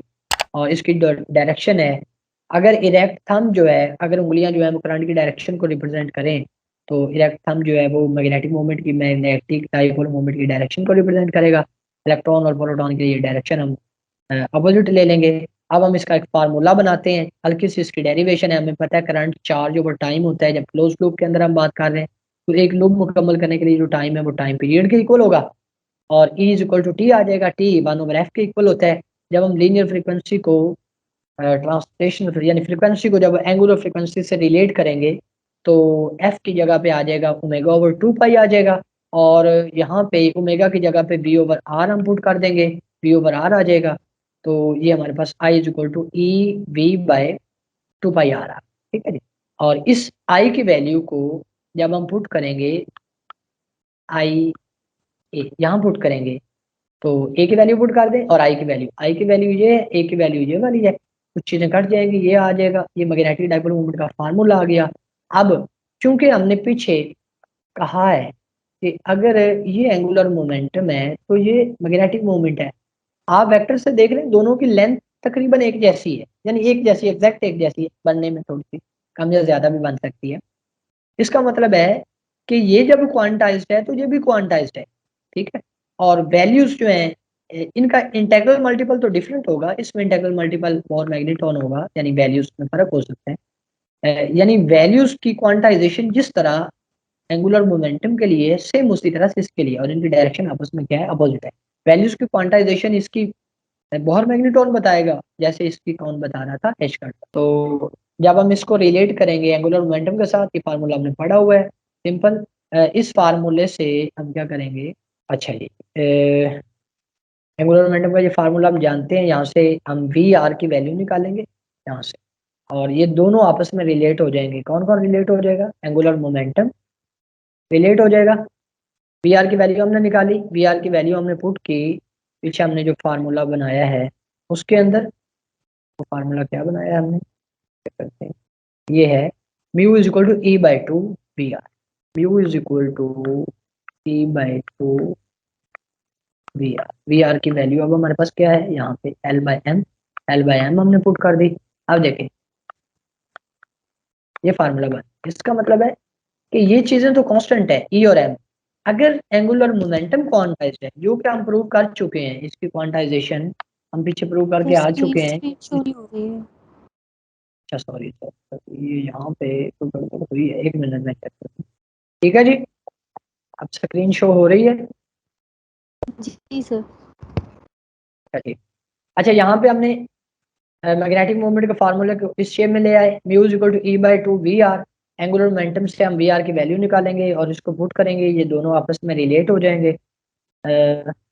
इस तरह से रिलेट हुए, ये फार्मूला हमने पीछे बनाया, ई बाई टू वी आर, और हमने ये वी आर की वैल्यू एल बाई एम जो बनी हमने यहाँ पे पुट कर दी वी आर की जगह पे। तो फार्मूला हमारे पास बन गया E by two M L. Two constant है, एम कांस्टेंट है, ई कांस्टेंट। इसका मतलब है कि अगर एंगुलर मोमेंटम क्वांटाइज्ड है, जो कि हमने पहले क्वांटाइज्ड इसको प्रूव कर चुके हैं, मैग्नीट्यूड क्वांटाइजेशन, अगर एंगुलर मोमेंटम क्वांटाइज्ड है तो ये भी क्वांटाइज्ड है, और इसकी भी हम उसी तरह से वैल्यूज निकाल सकते हैं जैसे हमने एंगुलर मोमेंटम की क्वांटाइजेशन के लिए वैल्यूज निकाली, ठीक है जी। तो एंगुलर मोमेंटम की ये वाली वैल्यू है, और इस वैल्यू को जब हम पुट करेंगे इस फार्मूले के अंदर, यहाँ पे जब पुट करेंगे, तो यहाँ पे हमने पुट किया, तो ये फैक्टर बाकी बचा e h cut by two m, ये कांस्टेंट फैक्टर है, इसे हम बोहर मैग्नीटॉन कहेंगे। इसका मतलब है कि जो म्यू है वो हमारे पास आ गया एल, उसी तरह L into L plus one mu P, बिल्कुल उसी तरह से इसका इंटेग्रल मल्टीपल होंगी तमाम जो angular magnetic moment, magnetic dipole moment है, उसकी वैल्यूज जो है वो इसका इंटेग्रल मल्टीपल। अब हमने नेगेटिव साइन लगाया है क्योंकि हम इलेक्ट्रॉन की बात कर रहे हैं, तो ये यहाँ पे लिखा हुआ है स्पेस क्वांटाइजेशन मैग्नेटिक टाइप, ये आ गया यहाँ पे कैलकुलेशन। बल्कि जब आप एग्जांपल्स इस चैप्टर के देखेंगे ना, उस 2-4 एग्जांपल करेंगे, फिर आपको सारी समझ आ जाएगी किस तरह से ये वैल्यूज जो है वो रिजेंबल कर रही हैं बिल्कुल एंगुलर मोमेंटम वाली वैल्यूज के साथ जो हमने इस फॉर्म से। तो यहाँ पे स्पेस क्वांटाइजेशन कैसे है, अब आपको पता है कि स्पेस क्वांटाइजेशन हम 2 तरह से निकाल सकते हैं, या तो हम उस चीज का जी कंपोनेंट मालूम करते हैं, और या फिर हम क्या मालूम करते हैं, उसके वेक्टर के एंगल मालूम करते हैं, तो जी कंपोनेंट किसके इक्वल होता है, एम एल म्यू बी के इक्वल होता है। म्यू बी तो वही है एम एल, यानी हमारा जो मैग्नेटिक क्वांटम नंबर है उसकी वैल्यूज जो है वो प्लस माइनस एल तक होंगी, और कितनी वैल्यूज होंगी, वो होंगी 2l प्लस 1, यानी एल की वैल्यू पुट करेंगे, वैल्यूज कितनी आएंगी वो हमें ये पता चल जाएगा, और वैल्यू होगी कितनी, यानी उसकी इंटीजर वैल्यू क्या होगी वो हमें पता चलेगा इस फार्मूले से। ठीक है, तो एम एल की वैल्यू हम पुट करते जाएंगे, ये हमें मिलता जाएगा। अब जी कंपोनेंट हम कैसे फाइंड करेंगे, उसी तरह से इसका जो जी कंपोनेंट है वो इसके जी कंपोनेंट का इंटीग्रल मल्टीपल होगा, क्योंकि मैग्नेटिक मूवमेंट जो है वो एंगुलर मोमेंटम का इंटीग्रल मल्टीपल है। ठीक है, इसी तरह से जो जी कंपोनेंट है उसका भी रिलेशन होगा एंगुलर मोमेंटम के जी कंपोनेंट के साथ। सेम वही फार्मूला बन जाएगा जो ऊपर हमने ये बता दिया फार्मूला, जब हम वैल्यू पुट करेंगे तो एल जेड की वैल्यू क्या है हमारे पास, एम एच कट है, और ये बोर मैग्नेटॉन बन जाएगा कांस्टेंट। बाकी जो मुमकिन वैल्यूज हो सकती हैं मैग्नेटिक क्वांटम नंबर की वो हम वैल्यूज पुट करेंगे और हमें जी कंपोनेंट मिल जाएगा, यानी कि हमें स्पेस क्वांटाइजेशन मिल जाएगी। अब जब हमारे पास एल और एम एल की वैल्यूज होती हैं तो आपको आइडिया है, हम थीटा की वैल्यू मालूम कर सकते हैं। कैसे मालूम करते हैं, जैसे हमने एल जेड बाय एल से मालूम किया था, यहाँ पे हम मालूम करेंगे म्यू जेड बाय म्यू। ठीक है, उसी तरह से कॉज इनवर्स करेंगे तो हमारा आंसर यहाँ पे ये जो टर्म है जो अपीयर हो रही है म्यू के अंदर एम एल म्यू बी जी कंपोनेंट में, और म्यू के अंदर ये अपीयर हो रही है एल इंटू एल प्लस 1, यानी इसका इंटेग्रल मल्टीपल हमें मिलेगा जितनी भी वैल्यूज हमें मैग्नेटिक मोमेंट के मिले या मैग्नेटिक मोमेंट वाले वेक्टर के जेड कंपोनेंट। तो ये वैल्यू आपने याद रखनी है, इसका यूनिट याद रखना है। ये आगे डी सब शेल के लिए, डी सब शेल के अंदर जो इलेक्ट्रॉन्स हैं उन इलेक्ट्रॉन्स की वजह से जो करंट है, और उस करंट लूप का जो एरिया है, उस करंट लूप का एरिया और उस करंट की वजह से जो मैग्नेटिक डायपोल मोमेंट बनेगा, उस मैग्नेटिक डायपोल मोमेंट की क्या वैल्यू है इस सब शेल के लिए, और उस मैग्नेटिक डायपोल मोमेंट की स्पेस क्वांटाइजेशन, यानी कि उसके एंगल तो यहाँ पे हमने नहीं कैलकुलेट किए, उसके जी कंपोनेंट की क्या वैल्यूज हैं, कितनी वैल्यूज हैं और क्या क्या वैल्यूज। ठीक है, तो ये जब हमने वैल्यू निकाली म्यू भी वैसे आ गया, एल की वैल्यू हमने पुट की 3 पुट की तो ये 12 आ गया। ये सेम अगर आप एंगुलर मोमेंटम निकाले ना इसके लिए तो सेम वो भी आएगा 12 चुके √12 h कट आए। ठीक है, तो ये वैल्यूज जो है वो रिलेट कर रही हैं, सिर्फ यहाँ पे जो इंटीग्रल मल्टीपल है इसकी वैल्यू और है और इसकी वैल्यू और। ठीक है, ये h कट है, ये म्यू भी है, ये बोर मैग्नेटॉन है, इसका हमें पता है कि ये प्लांक्स कांस्टेंट की रिड्यूस्ड प्लांक्स कांस्टेंट है। ठीक है, और इसी तरह से जैसे उसका हमने जी कंपोनेंट पीछे हमने कैलकुलेट किया था, उसी तरह से एम एल की वैल्यूज पुट करेंगे, 0 पुट करेंगे, प्लस माइनस 1 पुट करेंगे, प्लस माइनस 2 पुट करेंगे, और प्लस माइनस 3 पुट करेंगे, क्योंकि एल इज इक्वल टू 3 के लिए म्यू बी की जो वैल्यूज हैं वो प्लस माइनस 3 तक, प्लस माइनस एल तक आ सकते हैं। प्लस माइनस एल तक क्या बनेंगे, 0 plus minus 1 plus minus 2 and so.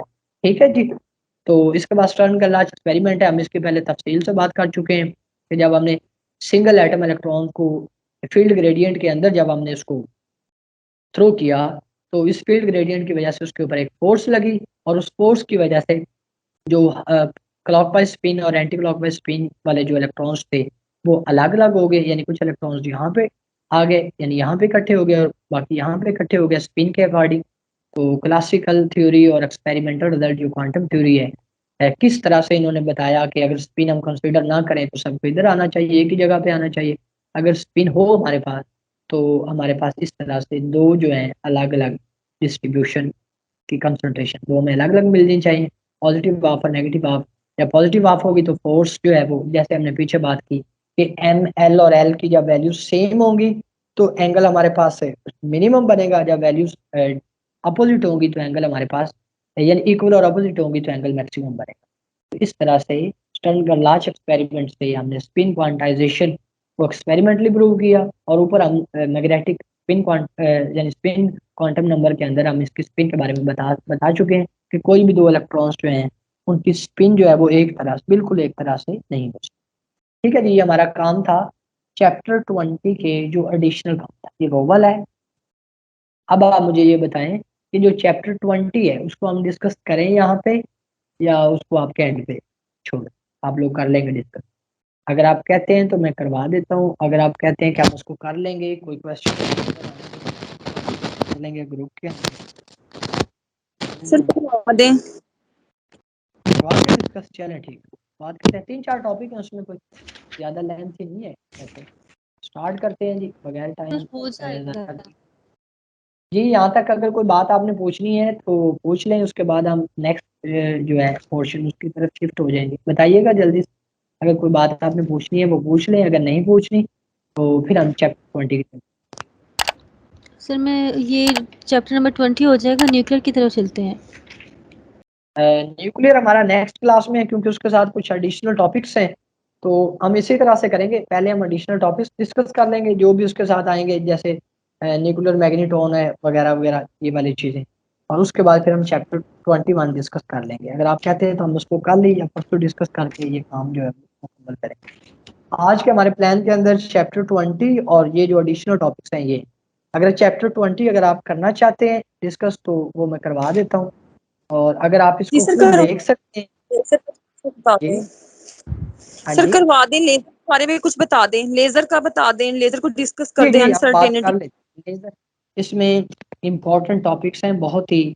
Laser है, एक्सरे जनरेशन है, इनमें से क्वेश्चन लाजमी लिया जाता है, क्योंकि लेजर तो एक पूरा पोर्शन है ना, तो इसलिए लेजर वाला ये वाला जो टॉपिक है काफ़ी कम्प्रीहेंसिव लिखा हुआ है।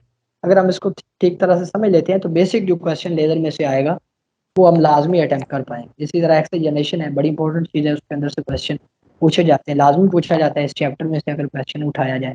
और शुरू में बहुत थ्योरी है, बहुत थ्योरी की कुछ बात तो हम यहाँ पे कर चुके हैं। बाकी क्वांटाइजेशन जो रेडियस की है, वेलोसिटी की है, एनर्जी की है, वो हम फ्रीक्वेंसी की है, वो हम वहाँ पे बात करें। चलो हम करते हैं बात। चैप्टर 21 हमारा नेक्स्ट जो हमारा प्लान है उसके अंदर शामिल है, वो कल भी हो सकता है, मुमकिन तौर पे वो परसों भी हो सकता है। तब तक आप इसको तैयार कर सकते हैं, इसका टेस्ट देना चाहें तो कल आप टेस्ट दे सकते हैं। अगर हम कल कर सके तो कल कर लेंगे टाइम की अवेलेबिलिटी के अकॉर्डिंग। अगर कल ना कर सके तो परसों इंशाल्लाह हम लाजमी करेंगे। जो भी टॉपिक्स हमारे एडिशनल रह गए हैं, चैप्टर 21 है, चूँकि वो भी उसमें से 4-5 क्वेश्चन लाजमी लिए जाते हैं, तो हम बात करेंगे इंशाल्लाह। चलिए हम चैप्टर 20 जो है उसको हम डिस्कस करते हैं जी। चैप्टर 20 हमारे पास क्या है? एटॉमिक स्पेक्ट्रा है। एटॉमिक स्पेक्ट्रा हमारे पास दो तरह का हो सकता है, अब्जॉर्प्शन भी हो सकता है, एमिशन भी हो सकता है, और स्पेक्ट्रम का जो व्यू है उसके अकॉर्डिंग ये तीन तरह से हो सकता है। लाइन स्पेक्ट्रम हो सकता है, बैंड स्पेक्ट्रम हो सकता है, और कंटिन्यूस स्पेक्ट्रम हो सकता है। ये तीन डिफरेंट हमारे पास जो फिनोमिना है उनसे हमें मिलेगा। कंटिन्यूस स्पेक्ट्रा हमें बल्क मटेरियल से मिलेगा, जैसे कि ब्लैक बॉडी है। बैंड स्पेक्ट्रा में मॉलिक्यूलर स्पेक्ट्रा इसको कहते हैं, ये मॉलिक्यूल्स जब एक्साइट और डी एक्साइट होंगे तो जो स्पेक्ट्रा हमें मिलेगा जिसमें कलर के बैंड्स होंगे, इसमें कलर्स आपस में डिफ्यूज होंगे, कोई प्रॉपर बाउंड्री नहीं हमें मिलेगी। इसमें कलर्स के दरमियान एक यानी एक गैप तो नहीं होगा, लेकिन ये है कि एक डिस्टिंक्शन होगा कि यहाँ से नेक्स्ट बैंड जो है वो स्टार्ट हो रहा है। और जो इस चैप्टर के अंदर हमने डिस्कस करना है या बोर थ्योरी के अंदर इसको हम मेनली डिस्कस करते हैं वो डिस्क्रीट या लाइन स्पेक्ट्रम है। चूंकि ये स्पेक्ट्रम जो है वो एक बात हमने एक सिंपल एटम की बात करनी है, जो सबसे पहले हमें जिसका पता चला हाइड्रोजन एटम। हाइड्रोजन एटम चूंकि गैसियस फॉर्म के अंदर ये अटोमिक फॉर्म के अंदर होता है, और ये डिस्क्रीट या लाइन स्पेक्ट्रम जाहिर करता है, तो यहाँ पे हम इसकी बात करेंगे कि ये किस तरह से होता है। तो स्पेक्ट्रोस्कोपी क्या है? ये एक ब्रांच कह लें फिजिक्स की है, जिसमें हम डिफरेंट वेवलेंथ की जितनी इंटेंसिटीज हमें मिलती हैं और उनके अंदर क्या रेगुलरिटीज होती हैं, क्या ग्रुप्स होते हैं, कौन से इलेक्ट्रोमैग्नेटिक स्पेक्ट्रम के अंदर वो आती हैं, इसको हम स्टडी करते हैं, वो इमिट हो रही हैं या वो अब्जॉर्ब हो रही हैं। तो ये जो ब्रांच है ये कहलाती है स्पेक्ट्रोस्कोपी। एलिमेंट्स की आइडेंटिफिकेशन के अंदर आज भी और आज से बहुत अरसा पहले 19 के अंदर जो है 20वीं सदी के स्टार्ट से स्पेक्ट्रा जो है ये बहुत इंपॉर्टेंट चीज़ है, जिससे हमें एलिमेंट्स के बारे में आइडियाज हुए। जो हमारा पीरियोडिक टेबल है उसको अरेंज करने में हमें हेल्प मिली। डिफरेंट जो एलिमेंट्स हैं उनको अरेंज करने में एटॉमिक नंबर, पहले एटॉमिक मैस की बुनियाद पे, मैस नंबर की बुनियाद पे हमने उनको अरेंज किया था। जब हमें एटॉमिक स्पेक्ट्रा का आइडिया हुआ और एटॉमिक स्पेक्ट्रा की वेरिएशन चार्ज नंबर के अकॉर्डिंग जब हमने देखी, तो हमें पता चला कि ज़्यादा बेसिक चीज़ जो है वो चार्ज नंबर है, यानी एटॉमिक नंबर है। तो फिर हमने मोस्टली लॉ जो है उसकी मदद से हमने कुछ एलिमेंट्स को इंट्रोड्यूस करवाया न्यूली, और कुछ एलिमेंट्स को जो है उनके अरेंजमेंट के अंदर हमने कुछ चेंजिंग्स की, और जो पीरियोडिक टेबल जो है वो उसकी जो रिसेंट शेप है उसके अंदर इसका बड़ा इंपॉर्टेंट रोल है। ठीक है जी, अब हम एटॉमिक स्पेक्ट्रा की बात करते हैं। एटॉमिक स्पेक्ट्रा हमें कब मिलता है? जब कोई भी एटॉमिक गैस या उसके वेपर्स जो हैं, जब आप उसको इलेक्ट्रिक डिस्चार्ज करते हैं, यानी जब आप उसको एक्साइट करेंगे और वो डी एक्साइट होंगे, तो सर्टन स्पेसिफिक वेवलेंथ की जो रेडिएशंस हैं वो इमिट करेंगे। वो रेडिएशंस जो हैं वो अल्ट्रावायलेट रीजन में भी हो सकती हैं, वो विजिबल रीजन में भी हो सकती हैं, वो इंफ्रारेड रीजन में भी हो सकती हैं। सबसे पहले हमें विजिबल रेडिएशंस का आइडिया हुआ, चूँकि उन्हें देखना, उन्हें ऑब्जर्व करना आसान था, और स्पेक्ट्रा उनका जो उन्हें ग्रेटिंग से, स्पेक्ट्रोमीटर से उनको ऑब्जर्व करना ईजी था। तो इसके बाद फिर मज़ीद जब इसके बारे में तहकीक हुई तो फिर हमें बाकी जो है यूवी है या आईआर है वो भी हमें मिली, और हाइड्रोजन के अंदर ही वो हमें मिली। 3 तरह की जो स्पेक्ट्रम है वो हमें मिले, अल्ट्रावायलेट के अंदर हमें मिली, आईआर के अंदर हमें मिली, और विजिबल के अंदर, और इनकी हम बारी बारी बात करें। ठीक है। एटॉमिक स्पेक्ट्रा या स्पेक्ट्रोस्कोपी या जो स्पेसिफिक वेवलेंथ की जो रेडिएशन इमिट होती हैं, ये इतनी इंपॉर्टेंट चीज़ है कि हम इसे किसी एलिमेंट का फिंगरप्रिंट कह सकते हैं, कि यानी एक एलिमेंट को हम किसी दूसरे एलिमेंट या किसी दूसरे बहुत से एलिमेंट से डिस्टिंग्विश करने के लिए हम इसका सहारा ले सकते हैं। जिस तरह हम फिंगरप्रिंट जो है या हमारा जो थंब प्रिंट है, उससे हम जो एक ह्यूमन है उसको दूसरे ह्यूमन से जिस तरह हम डिस्टिंग्विश कर सकते हैं।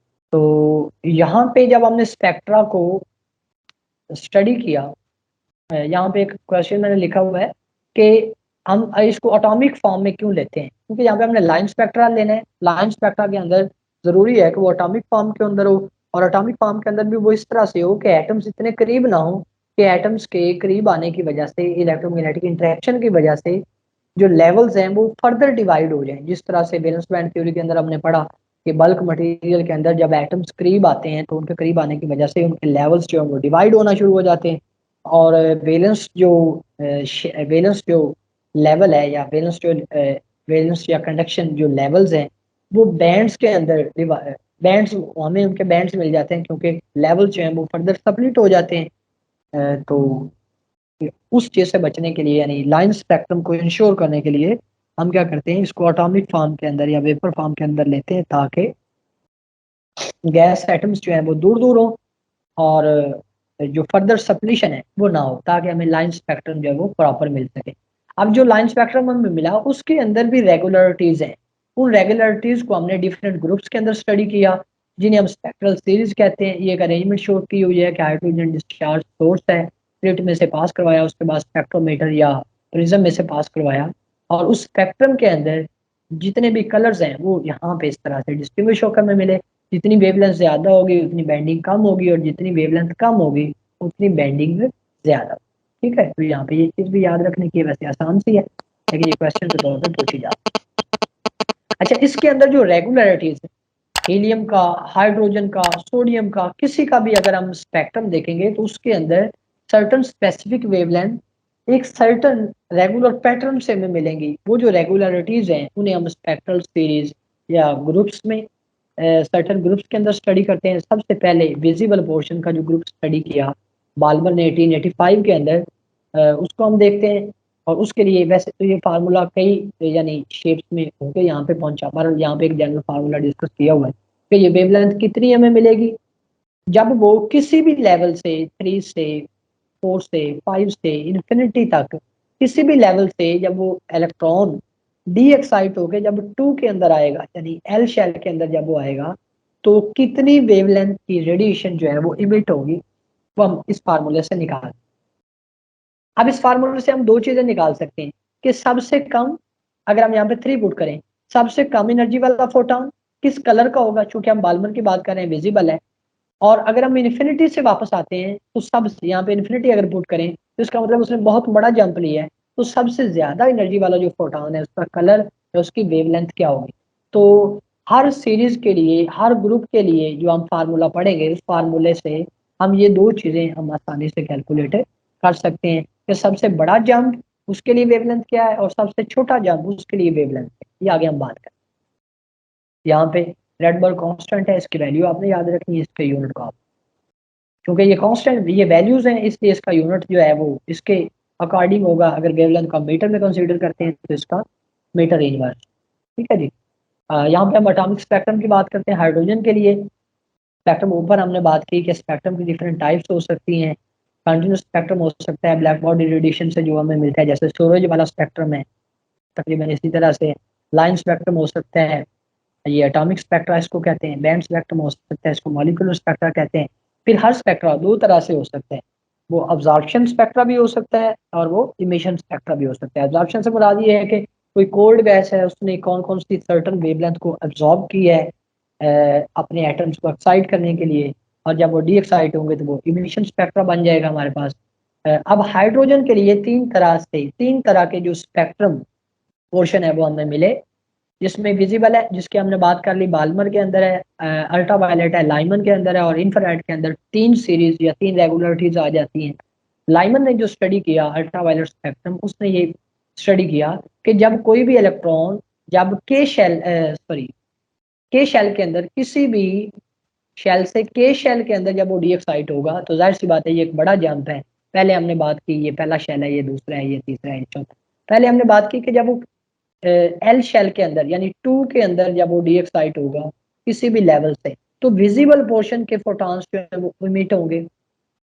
और जब वो किसी भी शेल से फर्स्ट जो ग्राउंड लेवल है यानी के शेल है, इसके अंदर जाहिर सी बात है ये एनर्जी का बड़ा जंप होगा, तो इसलिए इसमें हमें अल्ट्रा वायलेट रेडिएशन जो है वो हमें मिलेंगी।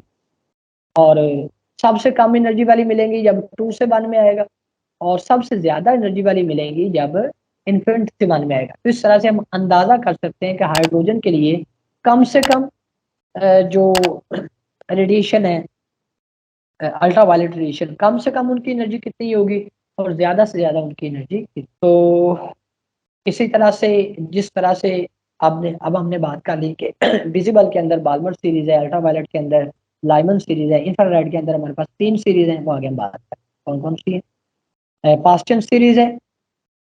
उसके बाद अगर अगर किसी भी लेवल से यानी 4 5 6 लेवल से 3 के अंदर यानी एम शेल के अंदर के एल और एम के अंदर अगर वो डी एक्साइट होता है, तो डी एक्साइट होता रहता है, यानी 4 से 3 में, 5 से 6 से इन्फिनिटी से। तो अगर वो 3 के अंदर आके डी एक्साइट होता है तो पास्टन सीरीज कहलाएगी। है ये सारी इंफ्रारेड के अंदर, ठीक है, क्योंकि इंफ्रारेड एक वास्ट रेंज है, तो ये ब्रैकेट सीरीज कहलाएंगी और ये पीफर सीरीज कहलाएंगी। इनको याद रखने के लिए मैंने एक पहला पहला वर्ड इनका लिया है, लाइमन, बाल्मर, पास्टन, ब्रैकेट और पीफर। मैं इसको कहता हूँ लो ब्लड प्रेशर और blood pressure. Low blood pressure Lyman, Balmer, Paschen, Brackett और पीफर, ठीक है। इस तरह से आप इनको याद कर सकते हैं। जैसे यहाँ पे देखें लाइमन सीरीज है, इसकी जो वेवलेंथ की रेंज है वो 91 नैनोमीटर से 122 नैनोमीटर तक हो सकती है। ये विजिबल पोर्शन में हमें आइडिया है कि विजिबल कितने नैनोमीटर से कितने तक होता है।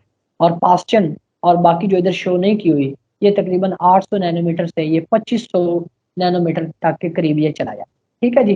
अब हम बात करेंगे बोहर मॉडल की हाइड्रोजन एटम के लिए। बोहर मॉडल ने क्या कहा?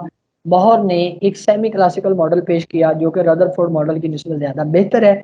इसने क्लासिकल फिजिक्स और प्लैंक्स की जो क्वांटम थ्योरी है, इन दोनों को यूज़ करते हुए इसने अपने पोस्टुलेट्स दिए, और फिर इन पोस्टुलेट्स को हमने डी ब्रोगली हाइपोथेसिस और जो प्लैंक्स थ्योरी है उसकी मदद से हमने इनको एक्सप्लेन किया, जिससे एटम का स्ट्रक्चर समझने में हमें ज़्यादा बेहतर अंडरस्टैंडिंग जो है वो डेवलप हुई। पोस्टुलेट 1 क्या है, हम पहले बात कर चुके हैं इसकी, कि इलेक्ट्रॉन जो है वो जब किसी स्पेसिफिक ऑर्बिट के अंदर जब वो रिवॉल्व कर रहा होता है, तो रदरफोर्ड ने कहा कि वो एनर्जी रेडिएट करेगा। तो इसने कहा कि ये एनर्जी रेडिएट नहीं करेगा, बल्कि ये स्टेशनरी स्टेट्स की फॉर्म में होगा। ये एनर्जी सिर्फ उस वक्त रेडिएट करेगा जब वो एक ऑर्बिट से दूसरे ऑर्बिट में जंप करेगा, यानी कम एनर्जी से ज़्यादा या ज़्यादा एनर्जी से कम में जंप करेगा। कितनी एनर्जी इमिट होगी वो हम तीसरे पोस्टुलेट में बात करें। दूसरा पोस्टुलेट क्या है कि किसी भी और इसने ये बताया, बोहर ने ये बताया कि सिर्फ वही ऑर्बिट्स अलाउड होंगे इलेक्ट्रॉन्स के ऑर्बिटल मोशन के लिए जिनका angular momentum n h cut का इंटेग्रल मल्टीपल होगा। इसके अलावा ये वाली जो रेंज है ये फॉरबिडन रेंज है, इसके अंदर इलेक्ट्रॉन यहाँ पे रिजाइड नहीं कर सकते। तो ये बात है जब तक हमें सिर्फ प्रिंसिपल क्वांटम नंबर का पता था, लेकिन जब हमें एजीमुथल क्वांटम नंबर का पता चला, एल का पता चला, तो फिर हमें ये पता चला कि हर शेल के अंदर मजीद जो है एंगुलर मोमेंटम की इससे नेक्स्ट क्वांटाइजेशन भी मौजूद होती है, जो कि हम पीछे क्वांटम नंबर्स के अंदर या एंगुलर मोमेंटम की स्पेस और मैग्नीट्यूड क्वांटाइजेशन, डब्ल्यू क्वांटाइजेशन के अंदर हम बात कर चुके हैं, तो मेरा नहीं ख्याल कि हमें उसकी यहाँ पे बात करने की जरूरत। पॉस्टुलेट 3 क्या है? पॉस्टुलेट 3 के अंदर बोहर ने ये बताया कि जब कोई इलेक्ट्रॉन जंप करेगा तो कितनी एनर्जी वो एब्जॉर्ब करेगा या कितनी एनर्जी वो इमिट करे, तो वो डिपेंड करेगा कि उन दोनों लेवल्स का एनर्जी का डिफरेंस कितना है, ठीक है। और इस पे ये इक्वेशन हम लगाएंगे is equal to h f, और एनर्जी की वो वैल्यू जो है वो हम कैलकुलेट करेंगे। यहाँ पे एक आइडेंटिफिकेशन बताई हुई है कि हीलियम जब जमीन पर डिस्कवर नहीं हुआ स्पेक्ट्रोस्कोपी की वजह से, जो कि आयोडीन का स्पेक्ट्रम हमने आइडिया था, तो हीलियम के स्पेक्ट्रम से हमने इसको पहचाना कि सूरज के अंदर हीलियम मौजूद है। उसके बाद फिर हमने इसको जमीन के ऊपर डिस्कवर किया। अब किस पोस्टुलेट को किस तरह से हमने एक्सप्लेन किया, जैसे जो पोस्टुलेट यहाँ पे एंगुलर मोमेंटम वाला है उसको डी ब्रॉगली हाइपोथेसिस से हमने एक्सप्लेन किया। किस तरह से किया कि उसने वहां पे कहा कि ये स्टेशनरी स्टेट्स हैं, हमने स्टेशनरी वेव्स वाले कॉन्सेप्ट को अप्लाई किया कि अगर इलेक्ट्रॉन्स जो हैं वो स्टेशनरी वेव्स की तरह रिवॉल्व कर रहे हैं तो इसका मतलब है कि हर ऑर्बिट के अंदर इलेक्ट्रॉन वेवलेंथ की सर्टन एक वेवलेंथ, दो वेवलेंथ, तीन वेवलेंथ, यानी वेवलेंथ यानी इलेक्ट्रॉन का जो पूरा ऑर्बिट है वो वेवलेंथ यानी स्टेशनरी वेव्स की किसी तादाद के ऊपर वो यानी तादाद के साथ वो क्वांटाइज करेगा। यानी जैसे यहाँ पे 3 वेव्स हैं, जब हम जैसे जैसे हम किसी बड़े शेल में जाएंगे तो ये वेव्स की तादाद क्या होती जाएगी, ज्यादा होती जाएगी। यानी यहाँ पे हमने रिलेट किया कि एक पूरे ऑर्बिट का जो सर्कमफेरेंस है 2πr, इस 2πr के अंदर जब वो इलेक्ट्रॉन किसी स्पेसिफिक शेल के अंदर जब वो रिवॉल्व कर रहा है तो वो अगर स्टेशनरी वेव्स की तरह है तो वो कितनी स्टेशनरी वेव्स जनरेट कर रहा है, ठीक है। यानी ये जो टोटल सर्कमफेरेंस है जिसको लेंथ हम कह सकते हैं, जब हम इसको यहाँ से और यहाँ से पकड़ के जब हम इसका लूप बनाएंगे तो ये वाली सिचुएशन या ये वाली सिचुएशन हमारे सामने आएगी n इज इक्वल टू 3 के लिए या n इज इक्वल टू 6 के लिए। इसका मतलब ये है कि टोटल जो ऑर्बिट की सर्कमफेरेंस है वो कितनी वेवलेंथ बनाएगा अगर वो स्टेशनरी वेव्स की तरह रिवॉल्व कर रहे हैं। तो सर्कमफेरेंस कितना है, 2πr है, लैम्डा ये आ गया। इसको जब हम डी ब्रॉगली हाइपोथेसिस से जब हम इसको कंपेयर करेंगे तो lambda is equal to h/p आ जाएगा। इन दोनों को जब हम आपस में कंपेयर करेंगे तो यहाँ से हम एंगुलर मोमेंटम की ये क्वांटाइजेशन की वैल्यू निकाल सकते हैं। और ये अभी हम बात कर चुके हैं कि एंगुलर मोमेंटम किसी स्पेसिफिक ऑर्बिट के अंदर जो एंगुलर मोमेंटम होगा उसकी सिर्फ अलाउड वैल्यूज की हो सकती है, ठीक है। और जब हम सब शेल की बात करेंगे तो फिर हमने अभी बात की फिर ये वाली वैल्यू, ठीक है। और मैग्नेटिक क्वांटाइजेशन अभी हम बात करके आ चुके हैं। तो मैग्नेटिक क्वांटाइजेशन के बारे में हमें कौन सा क्वांटम नंबर बताता है, वो हमें एजीमुथल या ऑर्बिटल क्वांटम नंबर जिसको हम एल से रिप्रेजेंट करते हैं वो हमें कि एंगुलर मोमेंटम की सब शेल के अंदर कितनी वैल्यूज हो सकती है, ठीक है। अब यही फार्मूला है, यहाँ से हम v की वैल्यू निकाल सकते हैं, m और r इधर आ जाएगा। और अगर हम किसी जनरल ऑर्बिट के लिए निकालते हैं, फर्स्ट के लिए, सेकंड के लिए या किसी के लिए भी, तो किसी ऑर्बिट के अंदर इलेक्ट्रॉन की वेलोसिटी कितनी हो सकती है उसकी ये वैल्यू होगी। चूंकि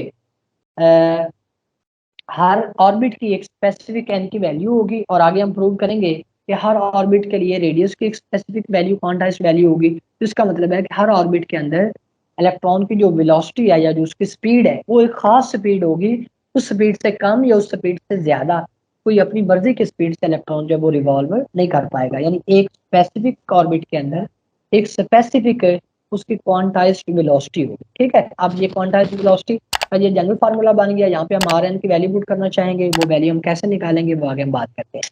हमें पता है कि यहाँ पे जो इलेक्ट्रोस्टैटिक अट्रैक्शन की फोर्स है न्यूक्लियस और इलेक्ट्रॉन के दरमियान वो सेंटीपिटल फोर्स प्रोवाइड कर रही है। इन दोनों को हम कंपेयर करेंगे और कंपेयर करने के बाद हम यहाँ से वी एन की वैल्यू निकालेंगे और ये वी एन की वैल्यू हम इस फार्मूले के अंदर पुट करेंगे, इस फार्मूले में पुट करेंगे। और इसको आर के लिए जब हम रीअरेंज करेंगे, आर के लिए जब हम रीअरेंज करेंगे तो आर का ये फार्मूला बनेगा। अब चूंकि ये वाली जो सारी वैल्यूज है ये कांस्टेंट फैक्टर्स हैं, इसको हम पहले ऑर्बिट का यानी ग्राउंड स्टेट जो ऑर्बिट है हमारा, ग्राउंड स्टेट जो एनर्जी लेवल है वो जो ऑर्बिट है उसका अगर हम इसको कंसिडर यानी फर्स्ट के लिए अगर हम एन की वैल्यू यहाँ पुट करें 1 पुट करें तो ये फर्स्ट जो ऑर्बिट है उसका रेडियाई आ जाएगा और बाकी जो रेडियस हैं वो एन स्क्वायर के हिसाब से आगे बढ़ते जाएंगे। यानी जो दूसरा ये वाला जो है वो फर्स्ट के हिसाब से 4r1 के बराबर होगा, ये 9r1 के बराबर होगा।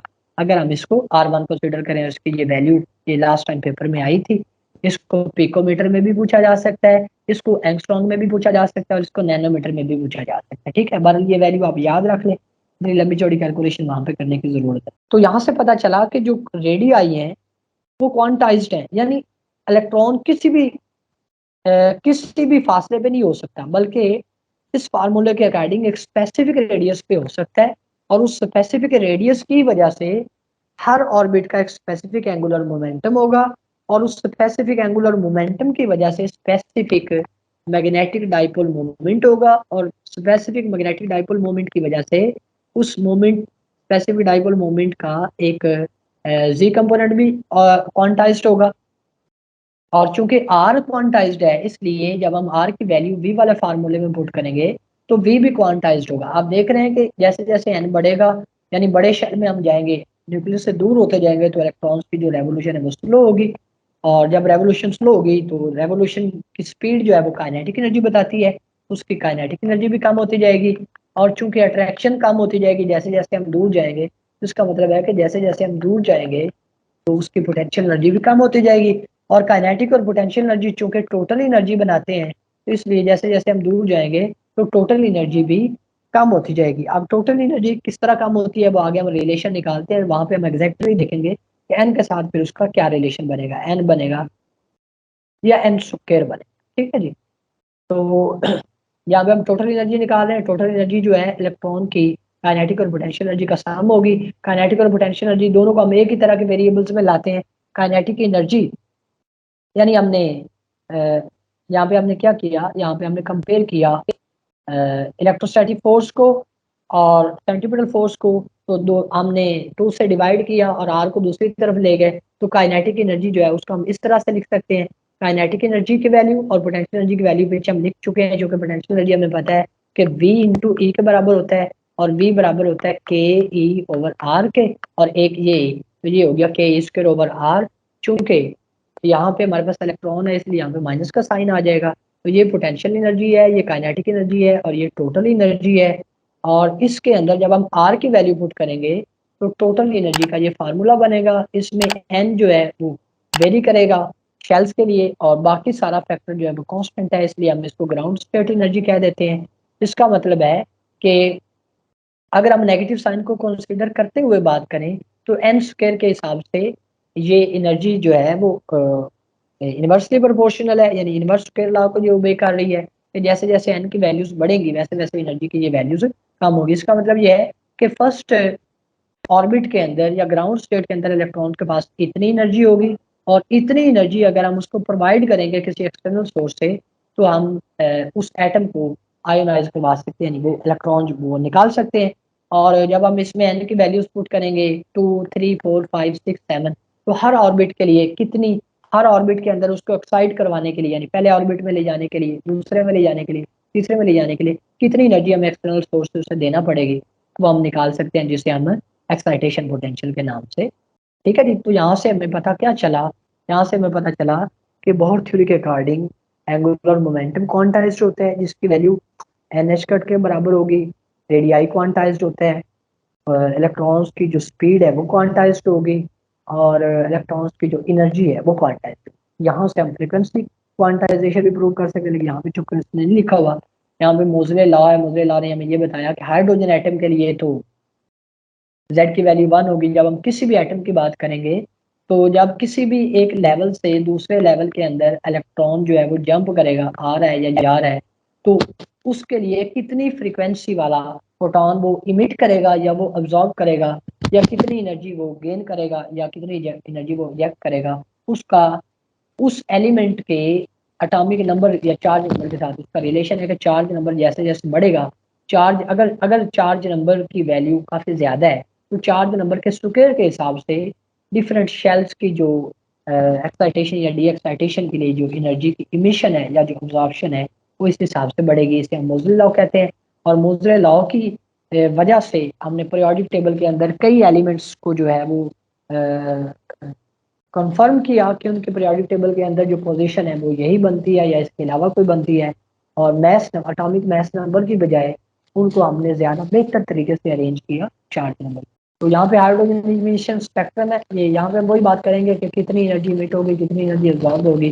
सपोज हमारे पास एन कोई हायर लेवल है, टी कोई लोअर लेवल है, तो इस लेवल की एनर्जी पीछे हमने बताया कि हम की वैल्यू पुट करेंगे, इस एनर्जी का डिफरेंस कितना होगा ये हम पुट करेंगे। हम इस फार्मूला रेडबर्ग वाला फार्मूला ई की जगह पे हम एच पुट करेंगे, तो इसको यानी रेडबर्ग वाला जो फार्मूला है और बोहर का जो थर्ड पास्टुलेट है, ये दोनों एक दूसरे को एग्री कर रहे हैं, और जो रिजल्ट हमें वहां से मिले वही रिजल्ट हमें स्पेक्ट्रम से मिले।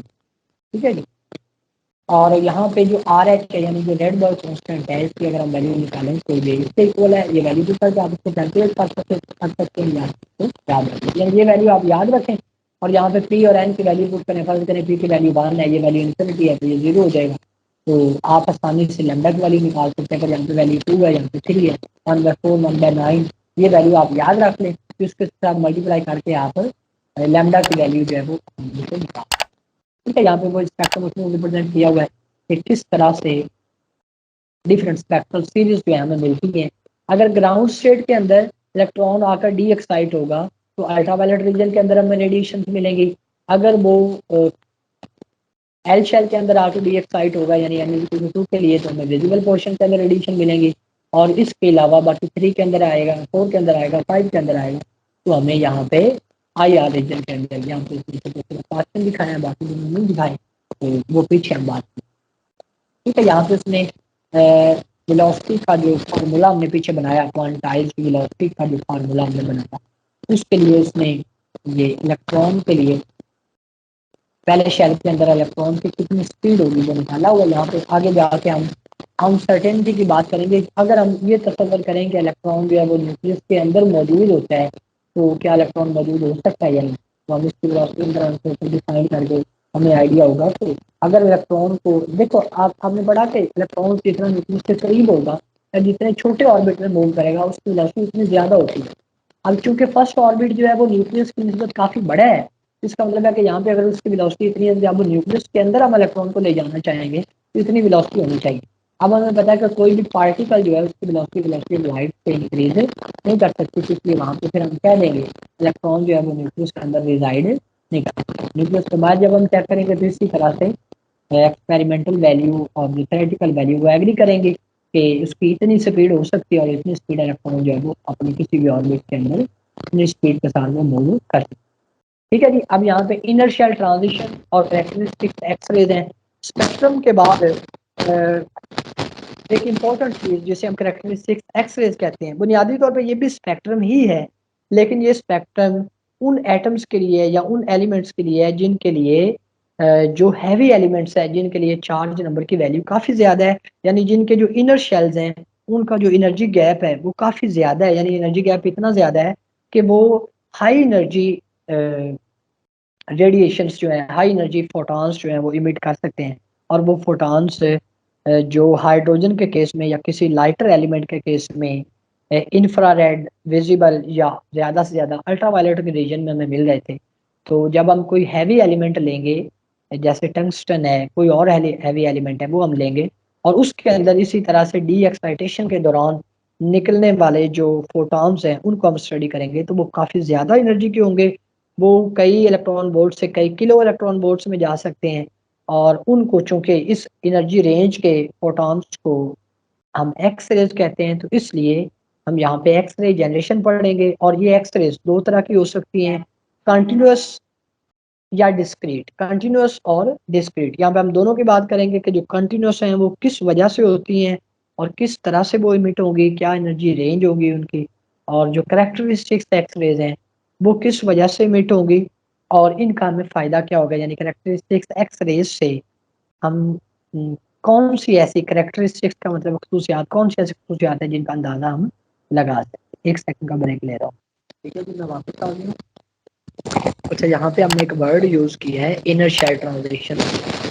पीछे भी हमने स्पेक्ट्रम ही पढ़ा है, वहां पे भी ट्रांजिशन ही हमने डिस्कस की, लेकिन वहां पे हमने किसी इनर शेल के बारे में हमने कोई बात नहीं की। ठीक है, यहाँ पे चूंकि हम हैवी एलिमेंट ले रहे हैं जिसके अंदर काफी सारे शेल्स होंगे और उन शेल्स का एनर्जी डिफरेंस भी काफी होगा, और वहां पे जो इनर शेल्स, इनर शेल के अंदर से अगर कोई इलेक्ट्रॉन किसी वजह से नॉक आउट होगा तो उसके ऊपर जो शेल्स मौजूद हैं, जैसे मिसाल के तौर पे यहाँ पे न्यूक्लियस है, और अगर के शेल से कोई इलेक्ट्रॉन नॉकआउट हो जाए किसी बाहर वाले इलेक्ट्रॉन या किसी एक्साइटेशन पोटेंशियल की वजह से, तो उससे ऊपर किसी शेल से अगर इलेक्ट्रॉन उसके अंदर जंप करता है, तो इन चूंकि अब ये जो ट्रांजिशन है ये इनर शेल्स के अंदर परफॉर्म हो रही है, यानी वैलेंस शेल के अंदर, कंडक्शन के अंदर या आउटर के अंदर या नहीं हो रही, इसलिए इन जो ट्रांजिशन है इनको हम इनर शेल ट्रांजिशन कहते हैं। यहाँ पे काफी इंपॉर्टेंट बातें हैं कि ये किस तरह से सारा हुआ, हैवी एलिमेंट हमने क्यों लिया, क्योंकि हैवी एलिमेंट के अंदर काफी सारे शेल्स होंगे, और जितने शेल्स ज्यादा होंगे इसका मतलब है कि उसका चार्ज नंबर उतना ज्यादा है, और उसका चार्ज नंबर अगर उतना ज्यादा है तो आपने पीछे पढ़ा कि चार्ज नंबर के स्क्वायर के साथ फ्रिक्वेंसी जो है वो डायरेक्टली प्रोपोर्शनल। इसका मतलब है कि इसके जो लेवल्स है, लेवल्स के दरमियान जो एनर्जी डिफरेंस है वो उतना ज्यादा होगा, और ये एनर्जी डिफरेंस इतना ज्यादा होगा कि जब इस एनर्जी डिफरेंस के अंदर कोई ट्रांजिशन होगी तो हमें एक्स रे रेंज यानी बहुत ज्यादा एनर्जी के जो फोटॉन्स हैं वो हमें मिल सकते हैं। ठीक है, तो यहाँ पे इनर शेल ट्रांजिशन क्यों दिया गया है, क्योंकि इनर शेल इलेक्ट्रॉन्स जो है वो टाइटली बाउंड होते हैं। अगर इनके अंदर कोई ट्रांजिशन हम करवाने में कामयाब हो जाते हैं तो इसका मतलब है कि हमें एक्स रे रेंज के अंदर फोटॉन्स जो है वो मिल सकते हैं। और इन फोटॉन्स चूंकि हर एलिमेंट के अंदर जो इनर शेल्स हैं उनकी अपनी एक कॉन्फ़िगरेशन है, अपने लेवल्स हैं, अपना उनका फासला है, तो इसलिए हर डिफरेंट एलिमेंट के डिफरेंट जो इनर शेल्स हैं उनमें से हर दो, यानी के से फर्ज करें एल से के में ट्रांजिशन हो रही है, ठीक है, या एम से के में ट्रांजिशन हो रही है, तो ये वाली जो ट्रांजिशन हैं ये उस स्पेसिफिक एलिमेंट जो इन ट्रांजिशन को परफॉर्म कर रहा है उसकी करेक्टरिस्टिक्स के बारे में हमें एग्जैक्ट उसी तरह से बता सकते हैं जिस तरह से आर्गुमेंट स्पेक्ट्रम के अंदर हमने ultraviolet visible spectrum IR spectrum से हमने डिफरेंट एलिमेंट्स की शनाख्त की, डिफरेंट एलिमेंट्स को हमने पीरियोडिक टेबल के अंदर अरेंज किया। यहाँ पे भी हम वही काम कर सकते हैं। करेक्टरिस्टिक टेक्स्ट की मदद से हमें आइडिया होगा कि इसके अंदर जो लेवल्स हैं उन लेवल्स का एनर्जी डिफरेंस कितना है, ठीक है, जिससे हमें उनको पहचानने में आसानी रहेगी, जिसलिए हम करेक्टरिस्टिक फैक्टर्स कहते हैं। और करेक्टरिस्टिक एक्स रेज की वजह से कई एलिमेंट्स जो हैं वो डिस्कवर हुए, कई एलिमेंट्स की प्रॉपर पहचान मुमकिन हुई। ठीक है जी, अब ये किस तरह से, ये वही पिछली बात मैंने दोबारा यहाँ पे मेंशन की हुई है, किस तरह से ये एक्सपेरिमेंट परफॉर्म हुआ। वैसे तो कई तरह से यहाँ पे जो हमारे सामने है हम उसकी बात करते हैं। यहाँ पे हमारे पास एक एक्टिवेटेड ग्लास ट्यूब है, ठीक है, इसमें हमने एक पंप से हमने वैक्यूम क्रिएट किया, यानी इसके अंदर कोई एयर नहीं है। यहाँ पे फिलामेंट है, फिलामेंट को करंट दे के हम फिलामेंट को हीट अप करेंगे। यहाँ पे कैथोड है, कैथोड से कैथोड रेज इमिट होंगी, यानी इलेक्ट्रॉन्स इमिट होंगे, और वो कैथोड से एनोड की तरफ जाएंगे। एनोड पे हैवी हाई पोटेंशियल हमने अप्लाई किया हुआ है, ठीक है, जो भी इलेक्ट्रॉन्स को क्या करेगा, एक्सलरेट करेगा और इनको बहुत ज़्यादा एनर्जी से मूव करवाएगा कैथोड की तरफ। कैथोड के ऊपर हमने टंगस्टन लेयर को लगाया हुआ है। टंगस्टन यहाँ पे वो एलिमेंट है जिस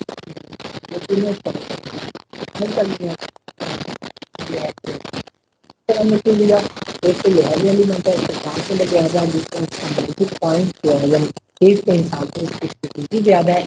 और यहाँ पे ये जो एरोज हैं ये वाटर सप्लाई को शो कर रहे हैं। यहाँ पे वाटर जो है इसको हम यहाँ पे सप्लाई इन और आउट करेंगे ताकि यहाँ पे जो इंटेंस हीटिंग प्रोड्यूस होगी उस हीटिंग को कम से कम करें। ठीक है जी, तो अब जब ये इलेक्ट्रॉन्स जाके टकराएंगे इस एनोड पे या एनोड के ऊपर जो टंगस्टन सरफेस है इससे टकराएंगे, तो दो तरह के रेडिएशन होंगे। एक रेडिएशन होंगी जिन्हें हम कंटिन्यूस एक्स रेज कहेंगे, और एक रेडिएशन वो होंगी जिन्हें हम ब्रेकिंग रेडिएशन या करेक्टरिस्टिक एक्स रेज कहेंगे, या इन्हें हम जर्मन वर्ड है प्लैंक जो भी वो कहेंगे। तो हम बात करते हैं कि कंटिन्यूस एक्स रेज क्या होंगी और दूसरी क्या होंगी। अब यहाँ पे जब इलेक्ट्रॉन्स इतनी काइनेटिक एनर्जी जो कि एक्सेलरेट होने की वजह से उन्हें मिलेगी और इलेक्ट्रॉन्स जो हैं वो मूव कर रहे होंगे एनोड की तरफ, कैथोड से एनोड की तरफ जब इलेक्ट्रॉन बीम या कैथोड रेज जो हैं वो जा रही होंगी, तो क्या होगा? देखें यहाँ पे जो मौजूद है, फर्ज करें न्यूक्लियस, यहाँ पे जो भी एलिमेंट मौजूद है, जैसे यहाँ पे टंगस्टन मौजूद है, इसके यहाँ पे इलेक्ट्रॉन्स है, यहाँ पे इलेक्ट्रॉन्स है, यहाँ पे जब फास्ट मूविंग इलेक्ट्रॉन्स इसके करीब आएंगे तो यहाँ पे इन इलेक्ट्रॉन्स के क्लाउड से रिपल्शन की वजह से ये डिसलरेट होंगे, यानी इनकी जो वेलोसिटी है उसमें एक एब्रुप्ट चेंज आएगा, यानी वेलोसिटी का रेट ऑफ चेंज बहुत ज्यादा होगा, एक्सेलरेशन प्रोड्यूस होगा, जो कि वेलोसिटी कम हो रही है, इसलिए हम कह सकते हैं कि ये इलेक्ट्रॉन्स डिसलरेट होंगे। जब कोई चार्ज पार्टिकल एक्सेलरेट करता है तो वो अपनी एनर्जी जो है इलेक्ट्रोमैग्नेटिक रेडिएशन की फॉर्म में क्या करता है, इमिट करता है। अब चूंकि ये डिसलरेट हो रहे हैं, इनकी वेलोसिटी कम हो रही है, इनकी वेलोसिटी कम हो रही है, तो इसका मतलब है काइनेटिक एनर्जी कम हो रही है। काइनेटिक एनर्जी कम होकर फिर जा किधर रही है, वो काइनेटिक एनर्जी जो डिसलरेशन की वजह से कम हुई है, इलेक्ट्रॉन्स जो है उस एनर्जी को किस फॉर्म में इमिट करेंगे, एक्स रेज की फॉर्म में इमिट करेंगे। ठीक है जी, चूंकि ये पोटेंशियल काफी ज्यादा किलोवोल्ट्स की रेंज में होता है, तो यहाँ पे इस डिसलेशन की वजह से जो एक्स रेज हमें मिलेंगी वो यानी जो फोटॉन्स हमें मिलेंगी उनकी एनर्जी जो है वो इतनी होगी कि हम उन्हें एक्स रेज कह सकते हैं। और एक्स रेज की जो फ्रिक्वेंसी है टिपिकली 10⁻16 से 10⁻19 के दरमियान हो सकती है, यानी पूरी इसकी एक रेंज होती है, वेवलेंथ की ये रेंज हो सकती है। और इनकी जो एनर्जी है वो 100 इलेक्ट्रॉन वोल्ट से 100 किलो इलेक्ट्रॉन, यानी आपने देखा कि विजिबल के लिए ये एनर्जी की जो रेंज है वो 1-2 इलेक्ट्रॉन वोल्ट यानी 1.5 से ऑलमोस्ट 3 इलेक्ट्रॉन वोल्ट तक होती है। तो आप यहाँ से अंदाजा कर सकते हैं कि एक्स रेज जो है वो अल्ट्रा वायलेट जो 100 इलेक्ट्रॉन वोल्ट तक ऑलमोस्ट हो सकती हैं, उनसे कितने ज्यादा इनर्जेटिक ये हो सकते हैं। ठीक है, अब जो इलेक्ट्रॉन डिसलरेट होंगे, क्या इलेक्ट्रॉन जो है वो डिसलरेट होने पे सारी एनर्जी अपनी जाया कर देगा? नहीं, कुछ एनर्जी कोई ज्यादा जाया करेगा, कोई कम जाया करेगा, किसी को डिसलेशन का सामना ज्यादा करना पड़ेगा, किसी को कम सामना करना पड़ेगा, कोई ज्यादा एक्सेलरेट होके आएगा, कोई कम एक्सेलरेट होके आएगा, यूं भी हो सकता है। इसका मतलब ये है कि जो इलेक्ट्रॉन जितना डिसलेट होगा, जितनी एनर्जी वो फोटॉन्स की फॉर्म में इमिट करेगा, उतनी एनर्जी का, यानी अगर हम यहाँ पे वेवलेंथ लें, यहाँ पे अगर हम इंटेंसिटी लें, तो फर्ज करें पहला इलेक्ट्रॉन है, उसने सबसे ज्यादा एनर्जी जो है वो डिसलरेट होने में डिसलेट यानी वो मैक्सिमम डिसलेट हुआ और उसने अपनी सारी एनर्जी जो है वो रेडिएशन की फॉर्म में, फोटॉन की फॉर्म में उसने इमिट कर दी। इसका मतलब है कि उस इलेक्ट्रॉन की जो वेवलेंथ होगी वो मिनिमम होगी, यानी वो मैक्सिमम फ्रीक्वेंसी का फोटॉन इमिट करेगा। इसके बाद जो इलेक्ट्रॉन उससे थोड़ी एनर्जी, उससे थोड़ा डिसलेट होगा, उससे थोड़ा, उससे थोड़ा, उससे थोड़ा, तो इस तरह से जो जितना डिसलरेट होगा वो उस वैल्यू का फोटॉन हमें देगा। और यहाँ पे यानी ये डिसलरेट होने की प्रोबेबिलिटी यहाँ पे ज्यादा है, इसलिए इन फोटॉन्स की जो इंटेंसिटी है वो बाकियों की निस्बत थोड़ी सी क्या है, ज्यादा है। इसका मतलब ये है कि यहाँ से जितने इलेक्ट्रॉन्स जो हैं वो एनोड की तरफ जाएंगे और डिसलरेट होंगे, तमाम इलेक्ट्रॉन्स जो हैं वो एक जितना डिसलरेट नहीं होंगे, मुख्तलिफ इलेक्ट्रॉन्स की जो तादाद है वो मुख्तलिफ रेट से डिसलरेट होगी, और इसलिए एक्स रेज की एक पूरी रेंज हमें अवेलेबल होगी जिसको बाद में हम फिल्टर करते हैं, और एक स्पेसिफिक एनर्जी की अगर हमें रेज चाहिए हो तो वो हम हासिल करते हैं, अगर हमें सॉफ्ट चाहिए हो तो सॉफ्ट हासिल करते हैं, अगर हमें हार्ड एक्स रेज यानी ज़्यादा एनर्जी वाली चाहिए तो वो हम हासिल करते हैं। तो इसका ये मतलब हुआ, चूंकि ये ग्राफ क्या है, कंटिन्यूस है, इसका मतलब ये है कि डिसलरेशन से जो एक्स रेज इमिट होंगी वो कंटिन्यूस होंगी, और कंटिन्यूस जो एक्स रेज हैं ये हमें उस एलिमेंट जो यहाँ पे हमने एनोड के तौर पे लिया हुआ है जैसे टंगस्टन है, उसकी करेक्टरिस्टिक्स के बारे में हमें ये कोई खास आइडिया नहीं दे। ठीक है, अब दूसरी तरह की जो एक्स रेज इमिट होती हैं उन्हें हम कहते हैं करेक्टरिस्टिक्स एक्स रेज, जो किस वजह से होती है, इनर शेल ट्रांजिशन की वजह। इसमें क्या होता है, इसमें ये होता है कि आने वाला इलेक्ट्रॉन जो है वो किसी इलेक्ट्रॉन को नॉकआउट करेगा यहाँ से, जब नॉकआउट करेगा तो उस शेल के अंदर वैकेंसी पैदा हो जाएगी, वो वैकेंसी ऊपर वाले किसी भी शेल से आने वाले इलेक्ट्रॉन्स की वजह से फिल होगी। अब क्योंकि ऊपर वाले शेल के अंदर इलेक्ट्रॉन के पास एनर्जी ज्यादा है, नीचे वाले शेल के अंदर एनर्जी कम है, तो एनर्जी का जो डिफरेंस है, यानी जितनी एनर्जी वो लूज करेगा उस एनर्जी का फोटॉन जो है वो हमें मिलेगा। अब चूंकि लेवल्स स्पेसिफिक होंगे इसलिए स्पेसिफिक एनर्जी के फोटॉन्स ही इमिट होंगे, और उन फोटॉन्स को यहाँ पे देखें कि हमारे पास ये के शेल है, फर्ज करें कोई आने वाले इलेक्ट्रॉन ने के शेल से इलेक्ट्रॉन जो है वो नॉकआउट करवाया, इसका मतलब है के शेल में क्या प्रोड्यूस हो जाएगी, वैकेंसी प्रोड्यूस हो जाएगी। अगर तो एल शेल से कोई इलेक्ट्रॉन इसकी जगह पर आया है और उसने फोटोन एमिट किया है, तो इस फोटोन को हम के अल्फा कहेंगे और इसकी एनर्जी कम हो, इसकी वेवलेंथ ज्यादा। अगर इसी शेल के अंदर वैकेंसी को अगर एम शेल से आने वाले इलेक्ट्रॉन ने फिल किया है तो इसका मतलब उसकी एनर्जी ज्यादा होगी, उसको हम के बीटा कह सकते हैं। और अगर उससे भी नेक्स्ट यानी दूर वाले शेल से आने वाले इलेक्ट्रॉन ने इसको फिल किया है तो उसकी एनर्जी और ज्यादा होगी, यानी और ज्यादा हार्ड एक्सरे में हार्ड एक्सरे फोटोन देगा, तो हम के गैमा कह सकते हैं। जिस तरह से के शेल में वैकेंसी क्रिएट हुई है, बिल्कुल इसी तरह से एल शेल में वैकेंसी क्रिएट हो सकती है और उसको एम भी फिल कर सकता है, उसको एन भी फिल कर सकता है। तो इसको फिर हम एल अल्फा कहेंगे, यहाँ से अगर आएगा तो एल बीटा कहेंगे, यहाँ से आएगा। लेकिन जो अल्फा वाली यानी के वाली जो सीरीज है इसकी एनर्जी ज्यादा होगी, एल वाली सीरीज की एनर्जी कम होगी, और इससे ऊपर जो सीरीज बनेगी उनकी एनर्जी और कम होगी। और अगर हम सिर्फ के वाले अल्फा बीटा और गैमा इनको स्टडी करें तो अल्फा की एनर्जी कम होगी क्योंकि ये क्लोज ऑर्बिट है जो फिल कर रहे हैं, और अगर कोई एम शेल से के में आएगा तो के बीटा उसकी एनर्जी ज्यादा होगी, के गैमा की ज्यादा होगी। तो यहाँ पे जैसे ये ग्राफ है, इस ग्राफ के अंदर उसने कंटिन्यूस एक्सरे जो डिसलेशन की वजह से बनी है वो भी दिखाया है, और इनर शेल ट्रांजिशन जो ये बनी के बीटा और के एल, यानी के अल्फा कम एनर्जी वाली, कम एनर्जी से मुराद है ज्यादा वेवलेंथ वाली, इसकी वेवलेंथ ज्यादा है और इस वाले की वेवलेंथ क्या है, कम। ठीक है जी, क्योंकि ये बड़े शेल से यानी दूर वाले शेल से के शेल में आ रहा है और ये करीब वाले शेल से के शेल, यानी ये एल शेल से के में जब ट्रांजिशन होगी और ये एम शेल से के में जब ट्रांजिशन होगी कोई बीटा। अब चूंकि एल से के अंदर आने का चांस ज्यादा है, इसलिए के अल्फा की इंटेंसिटी की के बीटा की निस्बत ज्यादा होगी, और के गैमा अगर यहाँ पे कहीं होता वो यहाँ पे होता उसकी वेवलेंथ कम होती और उसकी इंटेंसिटी और कम होती, क्योंकि आने वाले इलेक्ट्रॉन्स को दरमियान में जो शेल्स मौजूद हैं, यानी फर्ज करें ऐसे है, फर्ज करते हैं ये के शेल है, ये एल है, ये एम है। अगर इलेक्ट्रॉन यहाँ से यहाँ आएगा, यहाँ से आने का चांस ज्यादा है, इसलिए ये जो के अल्फा एक्सरेज है इनकी इंटेंसिटी ज्यादा है, यहाँ से यहाँ आने का चांस कम है। क्यों बोला? क्योंकि यहाँ से आने वाला जो इलेक्ट्रॉन है उसको यहाँ से रिपल्शन का भी सामना करना पड़ेगा, इसलिए इसकी प्रोबेबिलिटी कम होगी। एनर्जी तो ज्यादा होगी अगर ये आ जाएगा, ये हमें के बीटा देगा, इसकी एनर्जी तो ज्यादा होगी इस वाले की निस्बत, लेकिन क्या होगा, इसके आने की प्रोबेबिलिटी कम होगी। इसलिए इसी तरह से अगर एन शेल से कोई आना चाहेगा तो इसको इन दो ऑर्बिट्स के अंदर जो इलेक्ट्रॉन मौजूद है उनसे रिपल्शन का सामना होगा, उसकी जो प्रोबेबिलिटी वो और कम होगी। तो इस तरह से अगर हम बनाते हैं के गैमा, के बीटा और के एल, यानी ये प्रोबेबिलिटी ज्यादा है, इंटेंसिटी ज्यादा है, ये प्रोबेबिलिटी कम, इंटेंसिटी कम, और ये प्रोबेबिलिटी और कम है और इंटेंसिटी और कम। इस तरह से ये वाली, अब चूंकि ये जो एक्सरेज हैं ये स्पेसिफिक शेल्स को रिप्रेजेंट कर रही हैं, इनकी एनर्जी जो है वो स्पेसिफिक शेल्स की एनर्जी ही है, एक्चुअली एनर्जी डिफरेंस ही है, इसलिए हम इनको कैरेक्टरिस्टिक एक्सरेज कहते हैं।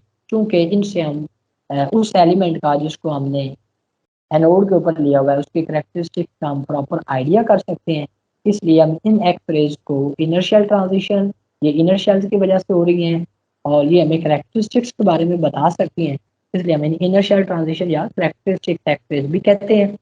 और आप दोनों की हमने बात कर ली है, ठीक है जी। कंटिन्यूस एक्सरे स्पेक्ट्रम, ये वाला जो स्पेक्ट्रम है यहाँ से लेके यहाँ तक, ये वाला, इसमें दोनों पीक्स शामिल नहीं है, बाकी सारा ग्राफ शामिल है। और यहाँ पे अगर हम दोनों को अलग अलग करें ना, अगर हम अलग अलग बनाए दोनों, फिर क्या हो, ये के अल्फा है, ये ऐसे हो, ये के बीटा है, इसके अलावा और किसी वेवलेंथ के लिए नहीं हो। इसकी स्पेसिफिक वेवलेंथ होगी, इसकी स्पेसिफिक इंटेंसिटी होगी, इसकी स्पेसिफिक इंटेंसिटी होगी। लेकिन जब हम ये वाला ग्राफ इसके साथ कंबाइन करेंगे तो ऐसे, यानी ये वाला कंटिन्यूस ग्राफ है ये वाला, ठीक है, और ये वाला जो है ये इनर शेल ट्रांस, ये ब्रेकिंग रेडिएशंस हैं, और ये वाली जो है ये कैरेक्टरिस्टिक एक्सरेज हैं, या इन्हें हम इनर शेल ट्रांजिशन भी कहते हैं, ठीक है। तो अब यहाँ पे उसने बताया कि जो कंटिन्यूस स्पेक्ट्रम है वो किस वजह से होता है, ये पीछे हम बात करके आ चुके हैं कि ब्रेकिंग रेडिएशन, ब्रेकिंग यानी ब्रेक लगाना, डिसलेट होना, या इसे हम ब्रेन स्टॉलिंग इफेक्ट भी कहते हैं, या फास्ट मूविंग इलेक्ट्रॉन्स जो हैं वो आगे मौजूद जो एटम्स हैं उनके इलेक्ट्रॉन क्लाउड से जब वो डिसलेट होंगे तो उस रेट ऑफ डिसलेशन की वजह से जितनी इलेक्ट्रॉन जो है वो जितनी एनर्जी लूज करेगा वो किस फॉर्म में लूज करेगा, इमिटेड रेडिएशन की फॉर्म में, और वो रेडिएशन इस रेंज में होगी कि हम उन्हें एक्स रे कह सकते हैं। ठीक है जी। सबसे मैक्सिमम जो एनर्जी लूज करेगा जो इलेक्ट्रॉन, उसकी फ्रिक्वेंसी, उससे इमिट होने वाला जो फोटोन है उसकी फ्रिक्वेंसी मैक्सिमम होगी, जिसकी फ्रिक्वेंसी मैक्सिमम होगी उसकी वेवलेंथ मिनिमम होगी, और ये यहाँ पे, यहाँ। ठीक है जी। पहला जो यहाँ से ग्राफ हमारा स्टार्ट होगा। ठीक है, यानी ये ज्यादा एनर्जी को रिप्रेजेंट कर रहा है। इसके बाद प्रॉपर्टीज ऑफ एक्सरेज क्या है जी, ये मेडिकल एप्लीकेशन है, ये आप पढ़ सकते हैं। ये मोजले लॉ, ये पीछे मैं बता चुका हूँ। ठीक है, पीरियोडिक टेबल के अंदर किस तरह से कैरेक्टरिस्टिक एक्सरेज को यूज करके हमने जो रीअरेंज किया पीरियोडिक टेबल को या डिफरेंट एलिमेंट्स को हमने शनाख्त किया। बाकी इसकी एप्लीकेशन हमें पता है कि एक्सरेज के अंदर हम इसको यूज करते हैं, फोटोग्राफिक फिल्म होती है उसके आगे हम कोई भी ये बॉडी स्ट्रक्चर है वो हम करते हैं, क्योंकि हड्डियां जो हैं वो हाई एटॉमिक नंबर होती हैं, इसलिए इसमें से ये पास नहीं कर सकती। जहाँ से पास नहीं करती वहां से फोटोग्राफिक प्लेट ऑलरेडी वो ब्राइट होती है, वो ब्राइट रहती है, और जहाँ पे कोई चीज़ नहीं होती, गोश्त होता है या खाली जगह होती है, वहाँ पे रेडिएशन जो है वो इस प्लेट के ऊपर एक्सपोज होती हैं, और इसके जो भी वहाँ पे चीज़ है उसके साथ रिएक्ट करके उसको डार्क में चेंज कर देती है। यानी यहाँ पे रेडिएशन गुजरी हैं और वो डार्क हो गई है प्लेट, और यहाँ पे रेडिएशन नहीं गुजरी, एक्चुअल उसका जो कलर है वो राइट वही कलर हमें नजर आएगा। तो कई इसकी एप्लीकेशन है।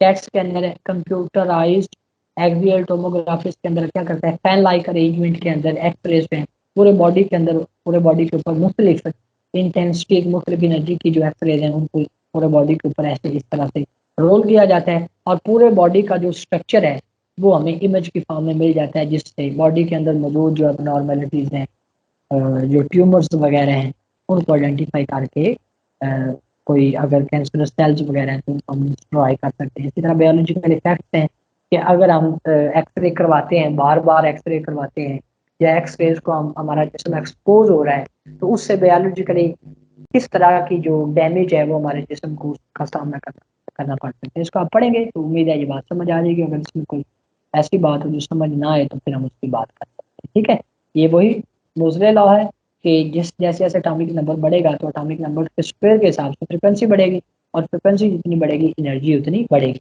हाइड्रोजन के लिए ये फार्मूला हमने बनाया था कि हाइड्रोजन के लिए ये बना En is equal to e naught, क्योंकि इसका चार्ज नंबर 1 है, एन स्क्वायर बना। अब चूंकि बड़े एलिमेंट्स अगर हम लेंगे तो चार्ज नंबर जो है वो बढ़ेगा, या उसकी कोई ना कोई वैल्यूज होंगी 1 से ज्यादा होंगी, यहाँ पे जेड स्क्वायर का फैक्टर आ जाएगा। अनसर्टेनिटी, ये वही पीछे उसने दिखाया है कि जब हम एक्सरेज को यूज करते हैं तो इस तरह डिफरेंट इंटेंसिटी या डेंसिटी, बॉडी के अंदर डेंसिटी के फर्क की वजह से, यानी 1% तक की डेंसिटी का फर्क जो है ये आइडेंटिफाई रेज जो है वो इंटेंसिटी से हमें आइडेंटिफाई करवा सकती हैं, और उससे इस तरह का हमें कलर्ड इमेज जो है या 3D इमेज जो है वो हमें मिल सकता है, जिससे दिमाग के अंदर या बॉडी किसी भी बॉडी पार्ट के अंदर मौजूद जो है एबनॉर्मलिटीज उनका हम आइडिया कर सकते हैं। ठीक है जी। अनसर्टेनिटी विद इन दैट यहाँ पे इसने एक चीज़ डिस्कस की है कि अनसर्टेनिटी प्रिंसिपल चैप्टर 9 में आप लोग ऑलरेडी पढ़ चुके हैं कि अगर हम पोजिशन को एक्यूरेटली मेजर करेंगे तो हम उसका जो मोमेंटम है, या मोमेंटम कह लें या आप उसको वेलोसिटी कह लें, उसको हम अनसर्टेन, उसमें अनसर्टेनिटी जो है वो अवॉइडेबल नहीं हो, यानी लाजमी हो। ठीक है, तो इंटीग्रल मल्टीपल बन जाएगा। तो अगर हम ये समझते हैं, अगर हम ये फर्ज करें कि इलेक्ट्रॉन जो है वो न्यूक्लियस के अंदर रिजाइड करता है, तो उसके लिए जो अनसर्टेनिटी है वो वेलोसिटी या वेलोसिटी की जो वैल्यूज हमें मिलेगी, वैल्यू हमें मिलेगी, इतनी वेलोसिटी होनी चाहिए अगर इलेक्ट्रॉन को न्यूक्लियस के अंदर रिजाइड करने में, ये अनसर्टेनिटी वाला फार्मूला आपने लगाया। ठीक है, अब ये वेलोसिटी हमें बता रही है कि इतनी वेलोसिटी कोई चार्ज पार्टिकल या कोई मैटर पार्टिकल इतनी वेलोसिटी अटेन नहीं कर सकता, इसलिए ये अनसर्टेनिटी निकालने का नतीजा ये हुआ कि इलेक्ट्रॉन जो है वो न्यूक्लियस के अंदर रिजाइड नहीं कर सकता। ठीक है, अब अगर हम एटम की बात करें कि एटम का न्यूक्लियस का डायामीटर इतना होता है, जो एटम का जो डायामीटर है वो जाहिर सी बात है न्यूक्लियस की निस्बत ज़्यादा है, और अगर हम एटम के लिए यही चीज़ अगर हम फाइंड करें तो एटम के लिए जो हमें यानी क्लोजेस्ट ऑर्बिट जो किसी भी एटम में बन सकते हैं उसके लिए इलेक्ट्रॉन की वेलोसिटी जो है इतनी होनी चाहिए, और वेलोसिटी की ये जो वैल्यू है ये मुमकिन हो सकती है चूँकि स्पीड ऑफ लाइट से ज़्यादा नहीं है। और पीछे हम 10⁻⁶ हमने कैलकुलेट भी किया हाइड्रोजन के लिए। जब हम कोई बड़ा एलिमेंट लेंगे तो जाहिर सी बात है उसका जो चार्ज नंबर ज़्यादा होने की वजह से उसका जो फर्स्ट ऑर्बिट है वो ज़्यादा करीब आ जाएगा, वो ज़्यादा करीब आने की वजह से उसकी जो स्पीड है वो और बढ़ जाएगी। तो इसका मतलब है कितनी स्पीड मुमकिन तौर पर हो सकती है। ये वही के अल्फा और के बीटा के अल्फा की एनर्जी जो है वो ज़्यादा होगी, के बीटा की एनर्जी कम होगी। के अल्फा की ज़्यादा क्यों होगी? क्योंकि एल शेल से यानी के एन और एम, ठीक है। अगर एम से आएंगे तो, अगर एल से आएंगे तो के अल्फा, और अगर एम से आएंगे तो के बीटा। तो के बीटा जो है उसकी वेवलेंथ कम है, इसकी एनर्जी ज़्यादा है, और के अल्फा की वेवलेंथ ज़्यादा है और इसकी एनर्जी कम। अल्फा की एनर्जी क्यों कम है? क्योंकि ये क्लोज है, और इसकी एनर्जी ज़्यादा क्यों है? क्योंकि इन दोनों के निस्बत इनका एनर्जी डिफरेंस क्या है, ठीक है जी। इसके बाद हम लेज़र की बात करेंगे। लेज़र को ठीक तरह से समझने के लिए हमें एक तो ये आइडिया हो कि ये एक तो नाम है light amplification by stimulated emission of radiation, यानी कि हम लाइट की एम्प्लीफिकेशन करेंगे और एक ऐसा फिनोमेना जिसको हम स्टिमुलेटेड इमिशन, चल भाई आजा, ये वाला जो फिनोमेना है जिसमें हम स्टिमुलेट करवाते हैं किसी भी ट्रांजिशन को, यानी जब हम स्टिमुलेट करवाएंगे तो एट वंस जो है वो हमें कितने फोटॉन्स मिलेंगे, फिर उससे हमें एक इंटेंस मोनोक्रोमैटिक और कोहेरेंट बीम जो है वो विजिबल लाइट मिल सकेगी। तो अब हम पढ़ेंगे कि स्टिमुलेटेड इमिशन या कितनी तरह का प्रोसेस है जो लेजर के अंदर मुमकिन हो सकता है, ठीक है जी। अब हम बात करते हैं कि लेजर के अंदर एब्जॉर्प्शन जो है वो किस तरह से, अगर कोई फोटोन आए और एटम कोई ग्राउंड स्टेट में पड़ा हो, और वो एटम अगर इस फोटोन को एब्जॉर्ब करे, यानी वो फोटोन जो है उसका उसका जो उसकी जो एनर्जी है वो इतनी हो जितना यहाँ पे एक्साइटेशन के लिए चाहिए, तो ये एटम उसको मुकम्मल तौर पर एब्जॉर्ब करेगा। ऑब्जॉर्व करके क्या करेगा कि वो एटम जो है वो एक्साइट हो जाएगा, यानी उसका इलेक्ट्रॉन जो है वो ग्राउंड लेवल से किधर चला जाएगा, एक्साइटेड स्टेट के अंदर चला जाएगा। अब जब वो एक्साइटेड स्टेट में चला जाएगा, अब दो सिचुएशन है, या तो वो अपना लाइफ टाइम जो 10⁻⁻8 सेकेंड है किसी भी एक्साइटेड स्टेट के अंदर, या तो वो पूरा करके खुद ब खुद नीचे आएगा और वही फोटोन इमिट कर देगा जो उसने क्या किया था, ऑब्जॉर्व। तो इसे हम स्पॉन्टेनियस एमिशन कहते हैं। और चूंकि स्पॉन्टेनियस एमिशन जो है वो हमें इंटेंस लाइट नहीं दे सकती, या नंबर ऑफ फोटॉन्स इतने प्रोवाइड नहीं कर सकती कि जिससे लेजर लाइट जो है वो कॉन्स्टिट्यूट हो सके, तो इसलिए हमें यहाँ पे जो इमिशन चाहिए वो कौन सी चाहिए, इंड्यूस चाहिए। यानी जब हम कहें ना, जब यानी हम एक सूटेबल टाइम के ऊपर जब हम इंड्यूस या स्टिमुलेशन करवाएं, तो सारे जो एटम्स हैं जो एक्साइटेड स्टेट में या जिनके इलेक्ट्रॉन एक्साइटेड स्टेट के अंदर मौजूद है, वो एट वंस जो है वो ग्राउंड स्टेट में आ जाएं, और एट वंस जो है वो हमें सारे फोटॉन्स जो कि कोहेरेंट भी हों और उनकी तादाद भी काफ़ी ज़्यादा होगी और एट ए टाइम हमें मिले। तो इंड्यूस या स्टिमुलेटेड इमिशन की वजह से हमें लेजर एक्शन, लेजर जो लाइट है वो मुमकिन तौर पर हमें मिल पाए, ठीक है। तो यहाँ पे हम इसकी ज़रा डिटेल में बात करते हैं।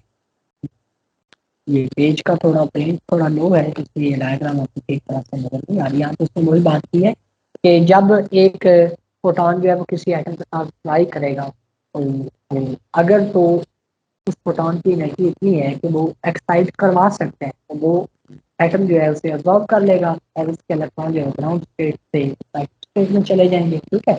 और दोनों का अगर एनर्जी डिफरेंस इतना है तो इसका मतलब है कि इतनी एनर्जी का फोटोन जो है अब्जॉर्ब हुआ है, और E1 से जो इलेक्ट्रॉन है वो E2 में चला गया, यानी एटम जो है वो एक्साइट हो गया। और अब जब एटम एक्साइट होगा तो दो उसके पास रास्ते होंगे। दो रास्ते क्या होंगे कि एक तो ये है कि वो अपना लाइफ टाइम पूरा करे उस एक्साइटेड स्टेट के अंदर और वो नीचे वाले ऑर्बिट के अंदर आ जाए, यानी ग्राउंड स्टेट के अंदर आ जाए, और जिस फोटोन को उसने एब्जॉर्ब किया था उस फोटोन को वो emit करे। दूसरा ये है कि उस इलेक्ट्रॉन के एक्साइटेड स्टेट में होते हुए हम उस एनर्जी डिफरेंस के बराबर एनर्जी डिफरेंस का फोटोन हम भेजें, और इस फोटोन की इसके साथ रेजोनेंस की वजह से ये यहाँ से जब ये गुजरेगा तो यहाँ पे जितने भी एटम्स हैं वो एक्साइट होंगे, या जितने भी इलेक्ट्रॉन्स जो हैं वो एक्साइटेड स्टेट के अंदर मौजूद होंगे, वो तमाम जो है इसके साथ रेजोनेट करके एट वंस जो है यानी इंड्यूस या स्टिमुलेटेड इमिशन के जरिए सारे जो तो यही वो बेसिक ट्रिक है जो लेज़र बनाते हुए हम एटम के साथ खेलते हैं, और इससे हमें जो है वो स्पॉन्टेनियस इमिशन की बजाय यानी कोई क्लीन हमें मिलते हैं फोटॉन्स, और वो कोहेरेंट भी नहीं होते, तो पहले मिल जाए बाद में मिल जाए, यानी उस तरह से जो है वो लेज़र लाइट जो है वो हमें अटेन नहीं होती। तो हम क्या करते हैं कि हम इंड्यूस्ड इमिशन की वजह से इंड्यूस्ड या स्टिमुलेटेड इमिशन की वजह से तमाम जो एटम्स हैं जो ऑक्साइड हम करवा के रखे हुए मेटास्टेबल स्टेट या एक्साइटेड स्टेट, एक्साइटेड स्टेट का लाइफ टाइम कम है, इसलिए आगे हम एक नई बात उसमें शामिल करेंगे कि हम मेटास्टेबल स्टेट के अंदर जो है वो ज़्यादा इलेक्ट्रॉन को रखेंगे और पॉपुलेशन इन्वर्जन यानी बहुत सारे इलेक्ट्रॉन बहुत सारे एटम जो एक्साइटेड स्टेट में होंगे या बहुत सारे इलेक्ट्रॉन जो है वो एक्साइटेड लेवल के अंदर मौजूद होंगे, ग्राउंड लेवल से किसी हायर लेवल पे, और उस हायर लेवल में मौजूद होंगे जिसे हम मेटास्टेबल स्टेट कहेंगे। और मेटास्टेबल स्टेट जो है वो ज़्यादा स्टेबल होती है एक्साइटेड स्टेट की निस्बत, क्योंकि इसका लाइफ टाइम जो है वो ऑलमोस्ट 10⁵ टाइम्स यानी तकरीबन जो है वो 1,00,000 गुना ज़्यादा टाइम वहाँ पे इलेक्ट्रॉन जो है स्टे कर सकते हैं, जिससे स्टिमुलेटेड मिशन को करवाना हमारे लिए आसान और मुमकिन है। ठीक है, बात जैसे यहाँ पे पंपिंग का मतलब क्या है कि आप किस तरह से, किस वे में, किस तरह से, किस फोर्स से या किस तरीके से आप एटम को एक्साइड करवाना पंपिंग कहलाता है। पंपिंग कई तरह से होती है, ऑप्टिकल पंपिंग यानी आप इलेक्ट्रॉन को गैस करवा के भी इलेक्ट्रॉन हाई लेवल पे ले जा सकते हैं। आप इलेक्ट्रिक डिस्चार्ज अप्लाई करके, पोटेंशियल अप्लाई करके भी आप जो है वो एक्साइड करवा सकते हैं। यहाँ पर 12 उसने 3 लेवल्स लिए हैं। सपोज हमने एक ऐसा प्रोटॉन भेजा जिसके एनर्जी डिफरेंस इतना है, वो E1 से कहाँ ले गया, E3 में ले गया, और यहाँ पे उसका लाइफ टाइम बहुत कम है, ये गुजार के उसने कभी अपनी एनर्जी को ज़ाया कर दिया और इस स्टेट के अंदर आ गया। और इस स्टेट, ये स्टेट जो है ये ज़्यादा स्टेबल है, जिसे हम मेटास्टेबल स्टेट कहते हैं। इसका लाइफ टाइम वो इसकी निस्बत है 10⁵ टाइम ज़्यादा है, यहाँ पे वो स्टे करेगा। जब उसका स्टे यहाँ पे हो, फिर इस एनर्जी डिफरेंस के बराबर, इसके नहीं, फिर इस एनर्जी डिफरेंस के बराबर अगर हम कोई फोटोन भेजते हैं तो ये फोटोन क्या करेगा, ये स्टिमुलेटेड इमिशन करवाएगा यानी इंड्यूस्ड इमिशन करवाएगा। जैसे ये यहाँ से गुजरेगा तो जितने इलेक्ट्रॉन यहाँ पे मौजूद होंगे वो सारे जो हैं डी एक्साइट होंगे, और डी एक्साइट होने पे वो इस एनर्जी का दे देंगे तो इस तरह से जितने फोटोन हमें मिल जाएंगे। उसके बाद रेजोनेंस कैविटी के अंदर ये फोटोन बार बार इधर जाएंगे, टकरा के इधर आएंगे, तो बार बार। अब चूंकि ये लेवल हमने एक अचीव किया हुआ है कि इस लेवल के ऊपर हम हमारे पास मेटास्टेबल स्टेट मौजूद है, और इस स्टेट या इस एनर्जी के डिफरेंस के अंदर हमारे पास इलेक्ट्रॉन्स काफ़ी सारे मौजूद होंगे। तो जब ये बार बार इस तरह से मूव करेंगे तो एक वक्त आएगा कि हमारे पास उस कैविटी के अंदर यानी उस लेजर सिस्टम के अंदर इतने फोटॉन हो जाएंगे कि ये पार्शली इनवर्स जो मिरर है उसमें से लेजर लाइट निकलना शुरू हो जाएगी। आगे हम बात करते हैं। यहाँ पे बार उसने मेटास्टेबल स्टेट और एक्साइटेड स्टेट के बारे में बताया कि एक्साइटेड स्टेट जो है उसका जो लाइफ टाइम है यानी कितना टाइम वो यहाँ पे गुजारेगी, वो कितना है हमारे पास, वो है 10⁻⁸ सेकंड, ये आप याद रखें। और जो मेटास्टेबल स्टेट है उसका हमारे पास कितना है, वो है 10⁻³ तो यहाँ पे देखें मेटास्टेबल स्टेट क्या है, ये ऐसी स्टेट है इसका लाइफ टाइम यानी इसमें रहने का इलेक्ट्रॉन का जो टाइम है वो ज़्यादा है। इसलिए जब हमने स्टिमुलेटेड इमिशन करवानी है या इंड्यूस्ड इमिशन हमने करवानी है तो हमारी कोशिश ये होगी कि हम या तो एक्साइट ही मेटास्टेबल स्टेट के अंदर करवाएं, या फिर जब हम उसको एक्साइटेड स्टेट में लेकर जाएं तो वापसी पे हम तो इस तरह का अरेंजमेंट करें कि वो मेटास्टेबल स्टेट के अंदर ठहरे, ताकि हम मेटास्टेबल स्टेट से इंड्यूस्ड इमिशन करवा के हम लेजर एक्शन जो है वो हासिल करें। ठीक है, जैसे यहाँ पे नॉर्मल पॉपुलेशन क्या है, अच्छा लेजर एक्शन करवाने के लिए ज़रूरी है कि पॉपुलेशन इन्वर्जन होनी चाहिए। अब इन्वर्जन से क्या मुराद है, नॉर्मली क्या होता है कि कम एटम्स जो है ऑक्साइड होते हैं, ज़्यादा एटम्स जो है वो उनके इलेक्ट्रॉन जो ग्राउंड स्टेट में होते हैं। लेकिन जब हम इंड्यूस्ड अब्जॉर्प्शन करवाएंगे तो क्या होगा कि ज़्यादा जो यानी लेजर एक्शन से पहले हमें चाहिए कि किसी भी तरह से इंड्यूस्ड अब्जॉर्प्शन की वजह से या ज़्यादा एनर्जी में इलेक्ट्रॉन को भेज के उसके बाद मेटास्टेबल स्टेट के अंदर वो इलेक्ट्रॉन जो है वो ज़्यादा मौजूद हो, यानी पॉपुलेशन इन्वर्जन मौजूद हो गई, एक्साइटेड स्टेट में ज़्यादा हो, मेटास्टेबल स्टेट में ज़्यादा हो, और ग्राउंड स्टेट के अंदर जो एटम्स हैं या जो इलेक्ट्रॉन्स हैं वो कम। तो जब ये कंडीशन अचीव हो जाएगी यानी इलेक्ट्रॉन्स जो हैं वो प्रोटॉन इमिट करने के लिए रेडी होंगे, तो फिर हम क्या करेंगे कि इस एनर्जी के डिफरेंस का प्रोटॉन जो है हम देखेंगे। फर्ज करें कोई एक सबसे पहला स्पॉन्टेनियसली नीचे आ जाता है, यानी इसका लाइफ टाइम जो सबसे पहले आया इसका लाइफ टाइम पूरा हो गया, अब इसने क्या करना है, फोटॉन इमिट करना है। यही फोटॉन जो है जब गुजरेगा तो सारे ये जो है एटम्स यहाँ पे ये नीचे आए। इस तरह से ये जो इमिशन है ये क्या कहलाएगी, ये कहलाएगी स्टिमुलेटेड एमिशन या इंड्यूस, ठीक है। और इंड्यूस्ड एमिशन से हमें लेजर लाइट तब मिलेगी जब हमारे पास पॉपुलेशन इन्वर्जन मौजूद होगी। इसका मतलब ये है कि जब बहुत ज्यादा एटम्स जो है वो एक्साइटेड स्टेट के अंदर मौजूद, ठीक है, यही बात है। तो यहाँ पे लेजर सिस्टम जो है, लेजर सिस्टम के अंदर क्या है, एक तरफ वाला जो मिरर है वो कम्प्लीटली सिल्वर्ड होगा, यानी ये बिल्कुल भी लाइट को जो है वो यहाँ से निकलने नहीं देगा, मुकम्मल रिफ्लेक्ट करेगा। और एक सेमी सिल्वर्ड होगा। जब इसकी इंटेंसिटी खासा से ज़्यादा बढ़ेगी तो जो लेजर लाइट है वो यहाँ से निकलना शुरू हो जाएगी। और चूँकि यहाँ पे कई तरह से हम जो है वो ऑप्टिकल पंपिंग भी करवा सकते हैं, इलेक्ट्रिकल डिस्चार्ज के थ्रू भी पंपिंग करवा सकते हैं।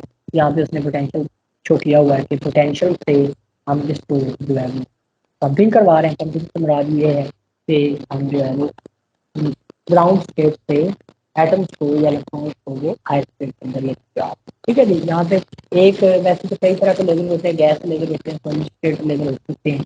जैसे आपने डायोड लेजर दिया सॉलिड में देखा। तो यहाँ पे एक लेजर जो है न्यून लेजर रेड लाइट के लिए हम यूज करते हैं।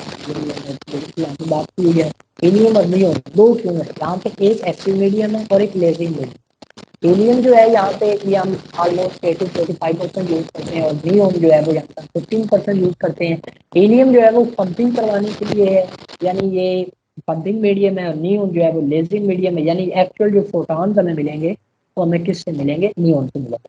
बाई चांस हीलियम का जो मेटास्टेबल स्टेट है और नियोन का जो मेटास्टेबल स्टेट है ये एक दूसरे के बिल्कुल करीब है, यानी कि बीच एरिया 61 है और ये बीच एरिया 6 है।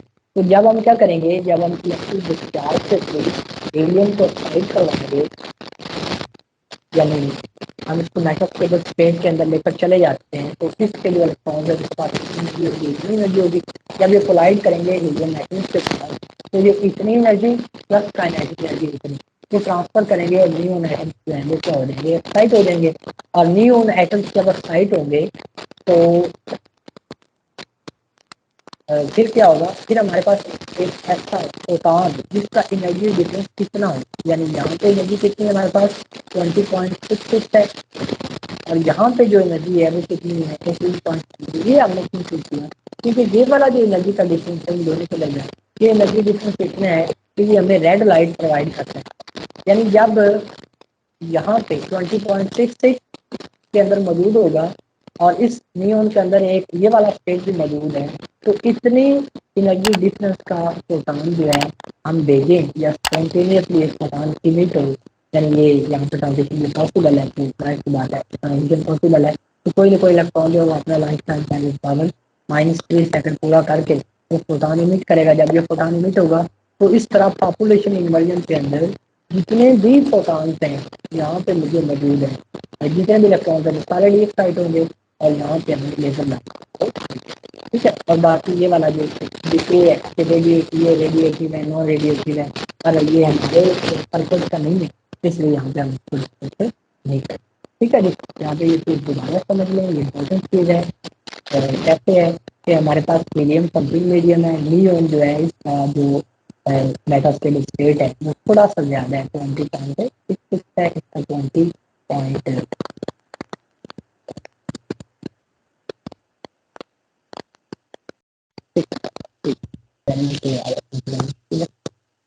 हीलियम जो है इसको इलेक्ट्रिक डिस्चार्ज से जब हमने साइड करवाया, इसके साथ कोलाइड हुए, इतनी एनर्जी प्लस थोड़ी सी काइनेटिक एनर्जी इसके बराबर हुई, ट्रेन एनर्जी न्यून एटम एक्साइट हुए और यहाँ पे एक लेवल मौजूद है ये जो फर्क है 1.996 का बनता है।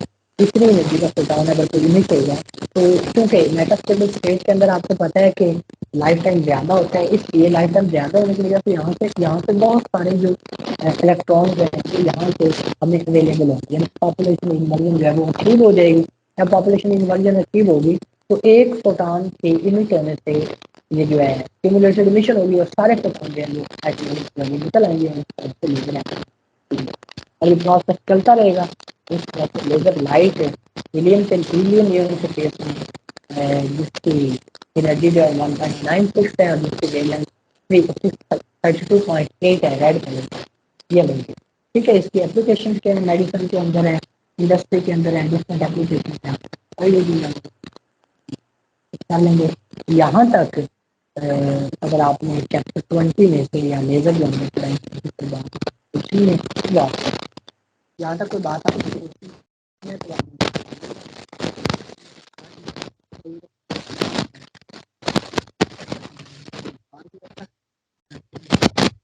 ये हमारा आज का जो काम है मेरी तरफ से कंप्लीट है। और इसमें आप कोई क्वेश्चन पूछना चाहते हैं, कोई भी प्रॉब्लम हो तो आप ग्रुप में डिस्कस कर सकते हैं। और ये क्लास आज की हमारी जो है वो